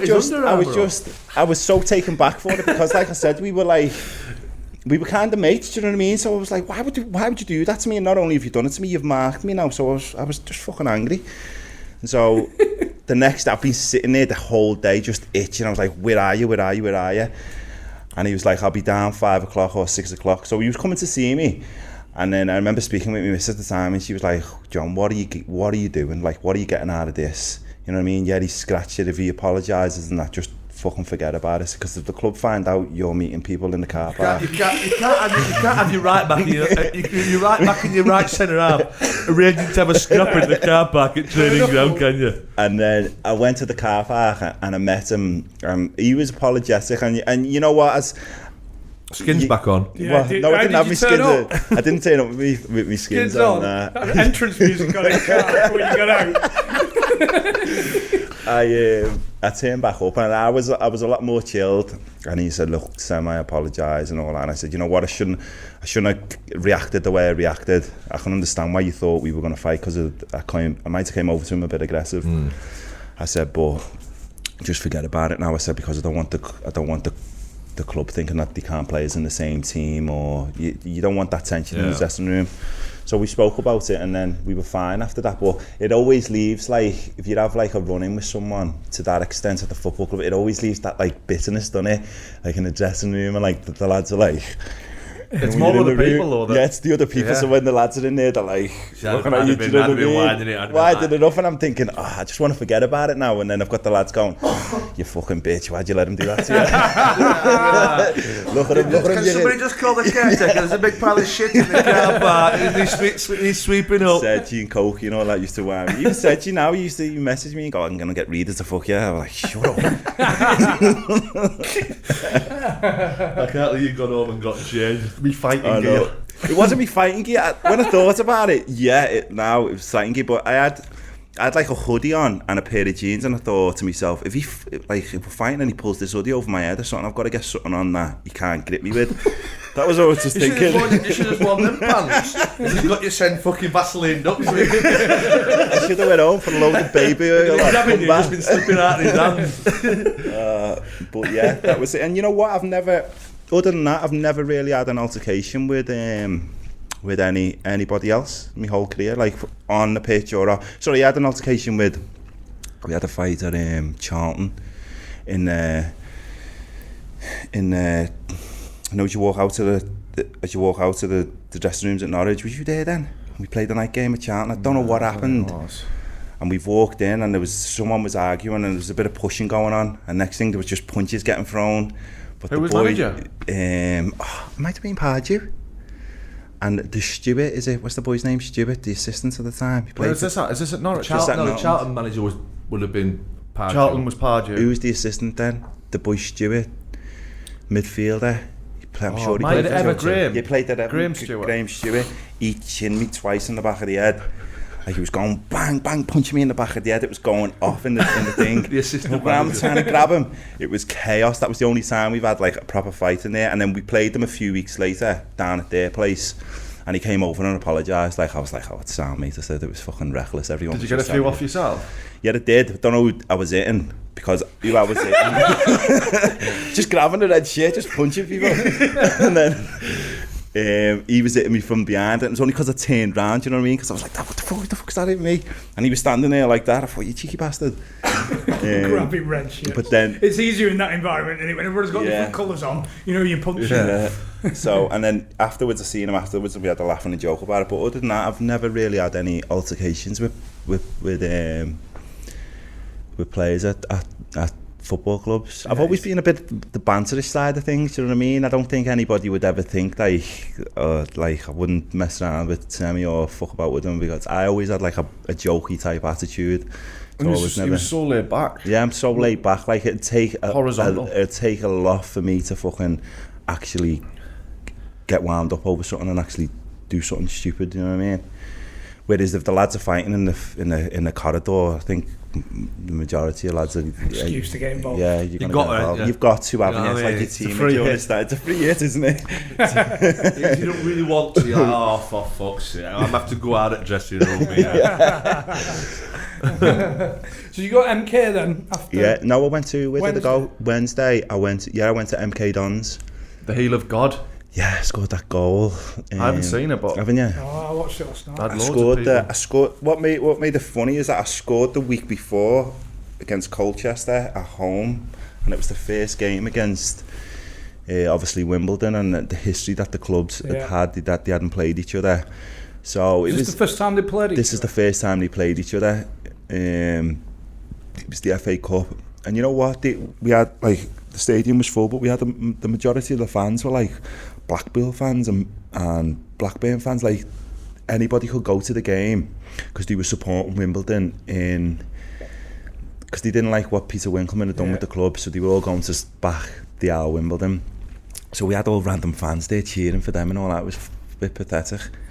And it went to, what was, I can't remember the game. It was 2-1. I think we won 2-1. Yeah. And you meant it, didn't you? No, I didn't mean to score. Give me the opportunity. I didn't mean to score. Talk us through it. I did mean to. If you watch the goal, like when the ball, I forget who's hit the ball, but they've shot, but they've missed hit the ball, and it's bounced, and I've kind of read the ball, and I wasn't too sure where it was. I just thought I'd help it on towards the back post. It looks good, but I've got a real good connection on it. And then I've looked, and I seen the keeper absolutely scrambling. I thought, he's never going to get to that. And then it's gone in, and it was like, I think there was like 2 minutes left or something. So they named it the Heel of God. You definitely should be playing the event now. Yeah. It's a lovely little. Do you want to do that 2 minutes again? We'll watch it. As soon as it's finished, we'll watch it. What were he like then, Enkelman? Is it Enkelman? Yeah, you know what? When I went in, well, there was a few lads that signed at the time, and before the Wimbledon game, he sat us all down and he explained like what he done with the club, like how he bought it for £500,000 and how he moved it to Milton Keynes. And I don't know if you've been there, but have you seen like all the stuff around there, like the retail park? Well, he owns all of that, and then he's built the stadium off the rental of that. So the rental of like the DW fitness gymnast there, I think there's an IKEA there now. I'm not 100% sure on that. I know I've never been. But it's like a retail park. So he generates all the rent off them. That runs the football club. It's good the way he's done it. Obviously Wimbledon, the original Wimbledon, didn't like what he done because he took their club and moved it fucking down the road and whatnot. But he's a nice fella. He's got his head screwed on. He looks so fucking weird. Yeah, he's passionate about it. Like, he's really passionate about the club, and you know what? They've got the setup there to be a Premier League club, like a stable Premier League club. So I'd obviously got a message from Anthony Kay. Who's Anthony Kay? Well, you were at MK Dons, and he said something. I asked about the chairman's son's missus or something like that. The chairman's son's missus. Oh, basically what had happened, we'd had a game on a Saturday, and religiously over Friday, the likes of me, Casey, Darren Potter, any of the lads that were travelling in, we would normally stay over in a hotel because the hotel at the ground, and then we get up in the morning, obviously, for the game. And this one occasion of a Friday, to be fair, when we'd stay there, there'd always be a function, there'd be something going on. It was a Friday night, and they'd have weddings there or whatnot. And on this occasion, the girl that worked at the football club, she was with her friends having dinner where we were having dinner. And the girl at the football, she used to arrange our boxes. Like, we'd have different boxes, but she'd tell us what box we'd be in, and et cetera, et cetera. So she would speak to obviously the majority of the lads time to time. And I remember her sitting with a friend, and one of her friends liked us or something, and there was actually nothing in the message. She was basically saying, "My friend's asking about you or whatnot, and this, that, and the other." But she's just inquiring about you. It was on iMessenger, obviously on your phone. So I can't remember what I responded. There was nothing in it. Like I said, we had a match the following morning, and I think I was rooming with Casey, or I might have been rooming with Potts, either way. But what my missus at the time, she was at home on the iPad, and the fucking messages were popping up on the iPad. Linked. Yes. Oh no. So I'm sitting there thinking I'm fucking Jack the Lad eating me pasta and chicken, and my missus is like messaging me on the phone going, who's such and such and who's this and that, and I'm thinking, what are you going on about? She's like, John, the messages are coming up on me on the iPad here. And like I said, as you can see them, there's nothing in it, you know what I mean? But I think because she was in Liverpool and I was staying in MK, she was thinking something crazy was going to happen in the hotel room. But then I had to explain to her that I was with Casey and nothing would happen because he's fucking minging. I tell you what I think he looks like. I think he looks like the Sheffield Wednesday mascot. You know, not the mascot. I think he looks like the owl off the Sheffield Wednesday band. Casey. So the next day, you know what? She didn't seem too angry at the time. It was the fucking next day when obviously I had a game and she's flying down to MK on the train. Down? No, she was coming on the train, but she was coming for war. You know what I mean?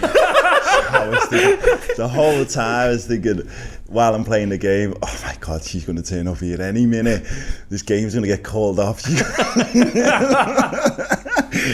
So like I was anticipating the final whistle, do you know what I mean? Thought, I'm going to have to go in fucking and explain to me. And if she's here, she's going to kick off and fucking have a go at fucking... In front of everyone, you know what I mean? And like I said, I just wanted to get hold of it and explain to her, look, there was nothing in it, do you know what I mean? It was just... So she come to the ground and all that, and she can't, to be fair, when I spoke to her, she calmed down, but it could have ended up a lot worse, like, cause she actually came down looking for the girl, do you know what I mean? Oh, in the club, asking round? Yeah, like she come down to the football club, like, who's this fucking girl that's been messaging you type of thing, and I was like, look, I had to reinforce it, there was nothing in it, do you know what I mean? The girl sorted our boxes out, and she's just speaking in conversation, like, me may find you attractive or whatnot. So what?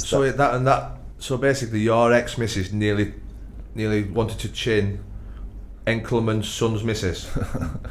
Yeah, her. That was it called. Winkleman. Her, and not so much her. It was more the girl that she thought I was meeting. Do you know what I mean? She thought I was meeting one of her friends. Imagine like, that would have been a good one to explain, wouldn't it? You know what? I was your missus has chinned the, you know when the chairman's daughter-in-law. I was.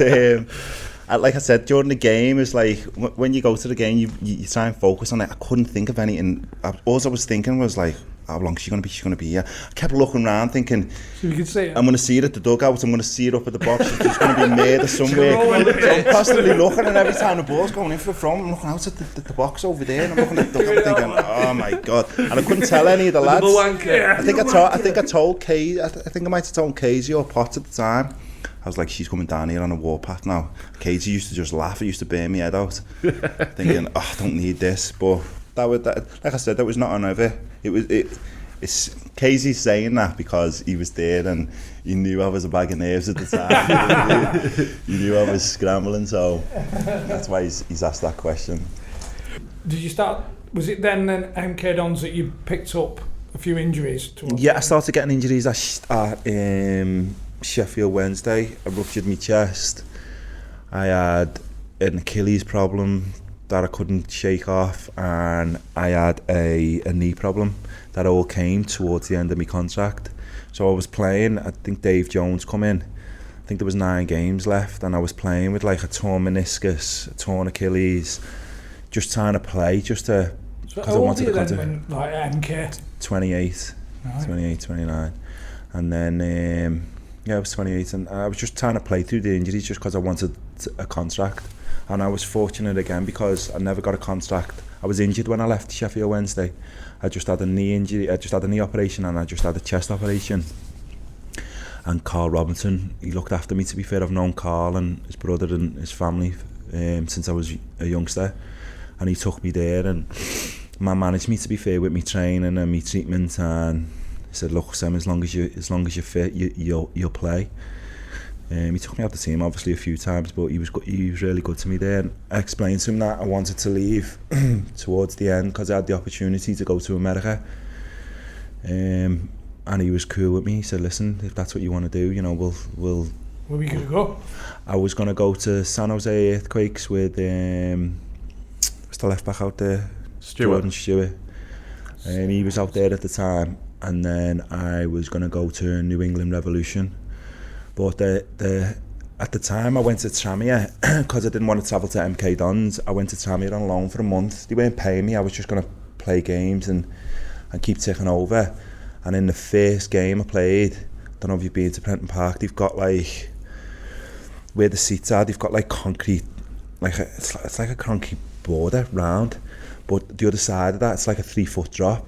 So the ball's gone over my head and I'm chasing the ball and I've knocked it out, and you know when someone gives you a little nudge, kid, I couldn't stop. Like, I literally couldn't stop. I've gone over the concrete thing and I've landed on my back. I've thought I broke my back. Like, I could not walk for like 3 or 4 days, and that was my first game. And I was going to America in like 2 weeks down the line, and I was getting treatment at Tranmere.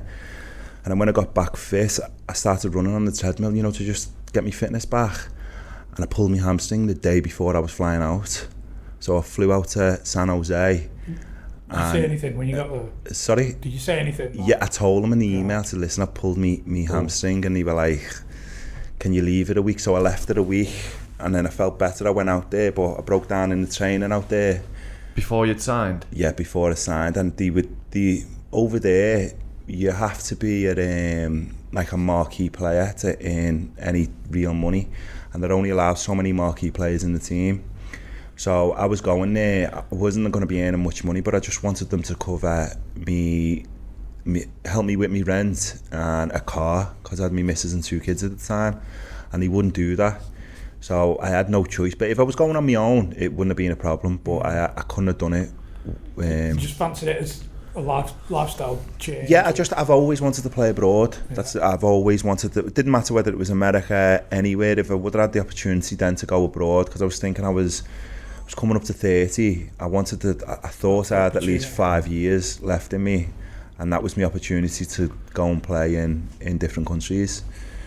And then when I came back, I friggin' did the exact same thing. Came back home, trained for a couple of weeks, and then got injured again before I went to New England Revolution. I didn't even get a training session out there. I literally went for a holiday, watched the lads train, watched them in a couple of games, and then they were under pressure to bring a right back in, and I think they were just having me out there thinking I'd come along, but friggin' a week down the line, 2 weeks out the line, I still wasn't running. So they just turned around and said, listen, John, you're gonna have to go back home. We're gonna have to try and get somebody else, because the season, when does the season start there? I couldn't tell you, mate. Yeah. Really. And when I came back, I went and see my knee specialist, and he was like, look, if I was your older brother, I'd tell you to retire. So I just jibbed it. I was fed up with the injuries. I was just fed up with the knockbacks from other football clubs. Yeah. You just get to that point where you think, fuck this now. You know? What do you have to do when you retire? Just PFA? And so that's it? Or do you have to do anything? You don't have to. There's no protocol. You just say, right, dear, what's he called? Gordon Taylor. Yeah. Dear Gordon, John Parkin here. I have decided to retire. Hanging up with boots. Fuck off. With the pension and whatnot, surely you have to notify someone, no? No, I had to go and see my knee specialist wrote me a letter and explained everything in my knee, and then I went to them and said, look, I'm unable to play now, and that way I think I was eligible for my pension anyway when I was 35, because I started it when I was really young. I think when you start them now, you don't get them till you're 55, is it? But if you retire through injury, then you can go in, you can claim your pension early if you want to. Pension, yeah. Obviously you can't earn. Yeah. So that's why it got in touch with the PFA, because they obviously sort of got all the pension schemes and all that sort of stuff. So if you retire early through injury, that's why the knee specialist wrote a letter and boxed that off. I regretted it. Like the second I'd come out with it, I regretted it. Yeah. Straight away, I knew straight away I shouldn't have done it. You got many regrets? Yeah, that's been one of them, along with Istanbul. That one. The shooting. We should have stayed in that Saturday night. Yeah. You know what? They were all Saturday nights as well. You could do nothing. Like, that could happen to anybody. That I know you probably shouldn't. You can say I shouldn't have gone into the nightclub, but no. But you know what, though, Brownie? It's like you know. Do you know what I mean? Like I I knew I shouldn't have been in there, and you know, places not to go. Even when I seen the crowd of the lads I was with, I knew of some of them. Do you know what I mean? I know the game. I know what they're up to. It's like. Did you see the gun before it? No, I didn't see nothing. I didn't see. You weren't working on it. No, I didn't see nothing. But I know them lads that were out that night. They were all carrying weapons, like. Thing is, when you're fucking 10 brandies deep, you're not thinking, I'm going to get shot. And even if you do, you're thinking, who gives a fuck? Which bird have I got here? What am I cracking on with here? You know what I mean? You know, it's never popped into my head like, I think I might need to get out of here because I might get shot. I don't think you're going to get out in Barnsley anyway. Probably not. Might say whip it on you, but you're not going to get shot. Yeah, you might get attacked by a kettle or something like that. Go and get him, Kev. Yeah, fucking hell. How were you after? Like, you know, you're saying you knew you regretted it. Did you struggle for a bit after? Struggled, yeah. Like I can openly say, I went to the PFA. I've had counselling. I wouldn't say I was in a bad place with it. Like depressed. Decided to put me on all crazy fucking pills. Like I struggled a lot with it. Do you know what I mean? I can talk about it now. At the time, I didn't know what was going on. You know what I mean? It's like what people don't understand is like I've had football drilled into me from day dot. Like I don't know anything else. I don't understand anything else. So like to go, as much as at times it feels like a chore on your body, the training, the games, when you're not playing, what you go through mentally on and off the pitch. When it's taken away from you, it's a different task. Do you understand? Like in my head, like just like I said, I've been sitting around for 5 years just twiddling my thumbs. The first thing I come in here and ask you, how do you set this up? How are you feeling and how are you getting on? Because I'm at that stage now where I'm over that bit of depression and that mental bit now. I need to like I've got my head around not being footballer no more, and I need to find out who I am, because I think a lot of footballers are tied up with Parky the footballer, Brownie the footballer. When you're retired, you're just Chris Brown. Like, who's Chris Brown then? What are you doing? Do you know what I mean? Yeah. It's like, who am I? What am I doing? I'm always known as Jon the footballer, and once it gets taken out, it's a big part of my identity. It was me. Hard, yeah. In fact, it was my whole identity. So when you get your whole identity taken away from you, like I said, I couldn't fucking function for years. I couldn't function. I couldn't speak to any of my football mates. I couldn't even play FIFA. I deleted everybody off my phone. I didn't want to be involved in it. I couldn't watch football. I hadn't watched football for 2-3 years. When I couldn't be involved in it anymore, I'm one of them, mate. It's out of sight, out of mind. So if I don't see it on the telly, if I don't chat to my mates when they're on the coach going down the game, and if I haven't got to play it on the computer, I can deal with it. But then when I'm sitting, distance yourself. I had to. I couldn't talk to anybody about it. And like, it's only since my son started playing now, and I've kind of got a buzz through it, watching him enjoy it. Yeah. You know what I mean? That's the only reason that I'd say I'm back in football, because I did go and try and get my coaching badges, but I had one foot in and one foot out the door. As in, I didn't want to retire. Doubt. Yeah, I didn't want to retire, and I thought, if I get my coaching badges here, I'm out the game. And so like, I remember going, I was doing them with Casey and Darren Potter, and they carried on. And I was like, fuck, I didn't want anybody to think I was thinking about retiring. Yeah. Do you know what I mean? It's like, I didn't want anybody to know I was at the coaching, because I thought, when Semi's doing his coaching, yeah, he's going to get his badges, he's jibbing it, and I didn't want that. So I walked away from the coaching, and really should have stayed with it. And now I'm, like I said... that was part of the fear of doing your coaching badges, was wanting to be around football again? No, it was just, I was just stuck in between a rock and a hard place where... I hadn't been told I had to retire, but I knew, like, I can't go. I knew if I'm getting my coaching badges here, and if I don't get a club, I just didn't want to associate with anything else other than playing football. And for me, associating myself with doing coaching, that for me was telling me I'm taking a different direction away from football now. I'm going to go down the coaching road, and I didn't want to do that. I wanted to put me all into the football, and then once I got told I couldn't play no more, I couldn't put myself around football, and so the coaching, the friends, everything, yeah. I had to be done with it. I suppose that's what I meant, like afterwards, after football, like carrying on with the coaching. Yeah, thing, that's what I mean. Wanting to distance it as much as possible. I think that's why I don't want to get into it. It's like, out of sight, out of mind. I'm a little bit like that.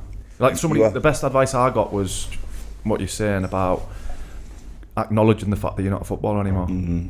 It's the hardest thing. It's even now. Sometimes I just think, am I just? I get embarrassed. Sabbatical? I get it. I can guarantee you, mate, no fucking signing. It's true though. Coming to terms with not being a footballer is hard. It's hard. Listen to me, my son, because he plays football and he doesn't understand. He'd never seen me play football. He'd been to the MK Dons game, but he doesn't remember. So like when when I'm picking him up from school, and he's going, "Do you know my dad used to play football?" I get embarrassed. It's weird. Like I'm like, shut the fuck up. Do you know what I mean? Like. Don't be telling people. I don't want to engage in it. I don't want to engage in the conversation about, oh, do you used to play football? Who did you used to play for? Yeah. I don't want to go down that road no more, because sometimes I can't deal with the emotion it brings up in me. So I tend to just block it out as much as I can. I don't get me wrong. The past year, 18 months, I've been a lot better. But before that, if you would have asked me about football, you wouldn't have got an answer out of me. But that's part of the problem, because you're burying things in your head. You're saying you don't want to acknowledge it, you don't want to speak about it, but that's just putting it back inside, and it's going to come out. Still going to be there. Yeah, I know that, but when, like I said, I didn't. You don't know how to process. Don't know how to process that. Like, I just know that I don't want to speak about it. I know the feelings it brings, speaking about it and being around it. I don't want them feelings. So until I'm where I'm at that stage now, and you know what, I think it happens to everybody, consciously or subconsciously. I think that especially the likes of myself, who's been played for teams, and okay, I'm fortunate enough in respect as that I'm retired and I didn't really have to work. But I think if I would have had to go into work, or I would have had to do something immediately, like a lot of players have to, I think it would have helped me a lot, because I would have been occupied. Yeah, you know what I mean? Engage your brain. Engage me. It's like I'm so like, the reason I go to the gym, the only reason I go to the gym, it's not, I don't go to the gym because I actually want to be fit anymore. I don't want to go to the gym because I want to look good. I go to the gym because of what it helps me with my head. You know what I mean? I'm so programmed to getting up and training and going to training and training. Sometimes you train twice a day. I'm so programmed to that. So the first thing on my mind is like, fuck, I'm up. I need to stay in that routine. Do you know what I mean? I go and train. I'll train at the same time. So I'll train at 10 o'clock. If I'm training twice, I'll train at 10 and 2 o'clock, 3 o'clock in the afternoon. I'd still try and build me training sessions around me football mentality, the days and time I train, you know what I mean? And that way I feel better about myself, in respect of, like, I still feel like I'm, not wouldn't say involved, but my head's still ticking over. It's because me and Semi haven't spoke for years, and I didn't know you were going through that. That's what I mean. It's a natural thing. It's me as well. Yeah.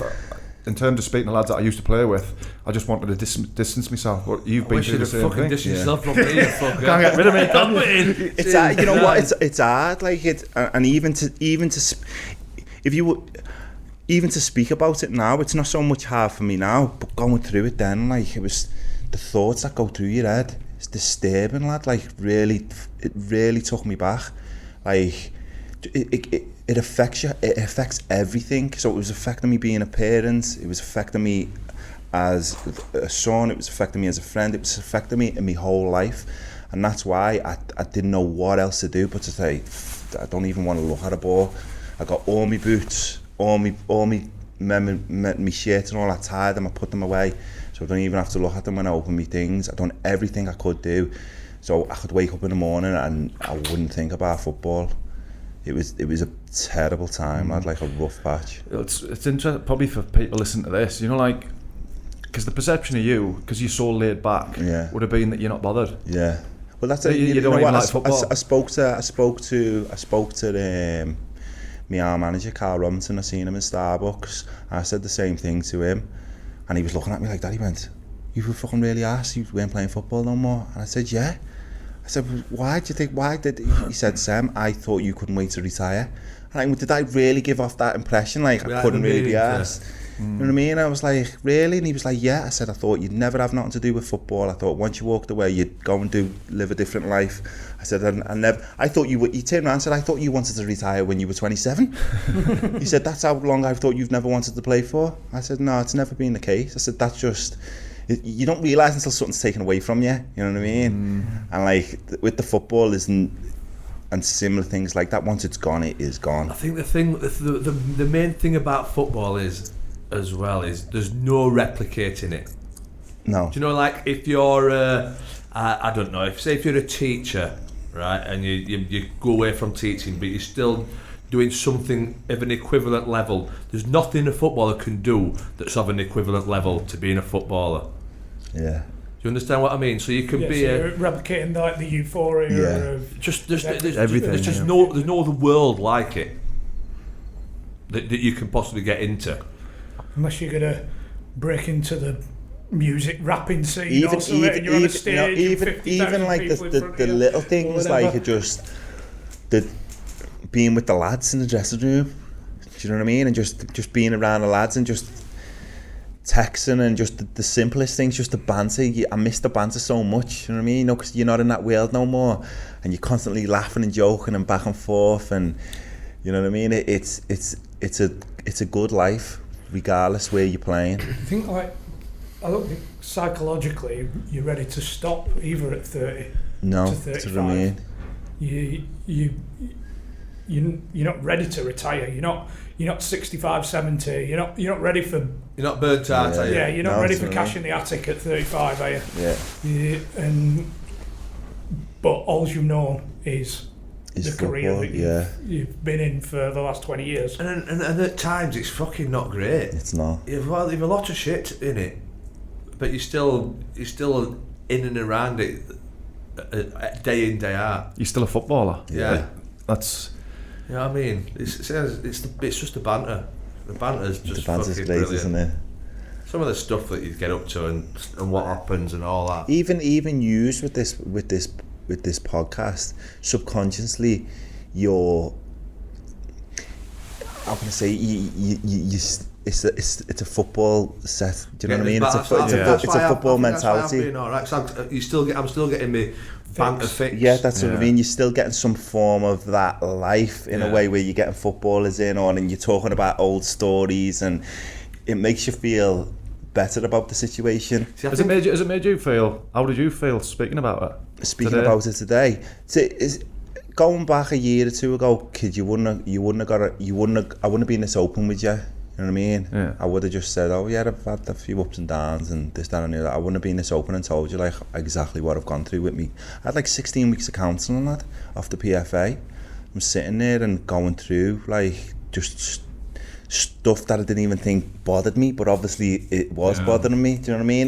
Did it take you to approach the PFA? Yeah, I approached it. Yeah, I had to. Because I was going to go and pay for counselling myself, and then I thought it's expensive first and foremost, and I wanted somebody that had dealt with footballers before. I didn't want your average Joe that was just going to take me money. And plus you've got somebody else as well, aren't you? You're in it together. So even though you don't know everybody at the PFA, you're in it together, aren't you? Yeah, that's what I mean. You've got like not a lifeline, but you've got somebody who knows about it. There's the association. If it's just me going to see a counsellor, there's only us two know about it. Where you've got a third party sort of thing that you can go and speak to or whatever. Well, that I imagine can be a more difficult decision to make, potentially, having other people know. Maybe you'd want to keep it just between you and somebody else. Yeah. You don't want anybody else to know about it. Maybe I understand what you're saying, and I think maybe 5 years ago that might have been the case, but because obviously it's such a massive thing now, and everybody is open about it, or a large percentage of people, there's no stigma about it anymore, is there? Yeah. Do you know what I mean? So it obviously people will be more upfront and talk about it now than what they maybe would have done. I still think though, what you've just said, did you get in touch with them? It's hard for people to pick up the phone, man. Yeah, but you know what though, Brownie, like I was at that stage where I had to, do you know what I mean? It wasn't like it was serious shit, like I was struggling bad. So how long was it going on? It was going on for about 2 years, lad. Maybe. It's a long time, isn't it? That's what I mean. How long were you thinking about making that? I never thought until I generally felt like down at first, like I was just down in the dumps. But when you're injured, like Brownie said before, it does get you down.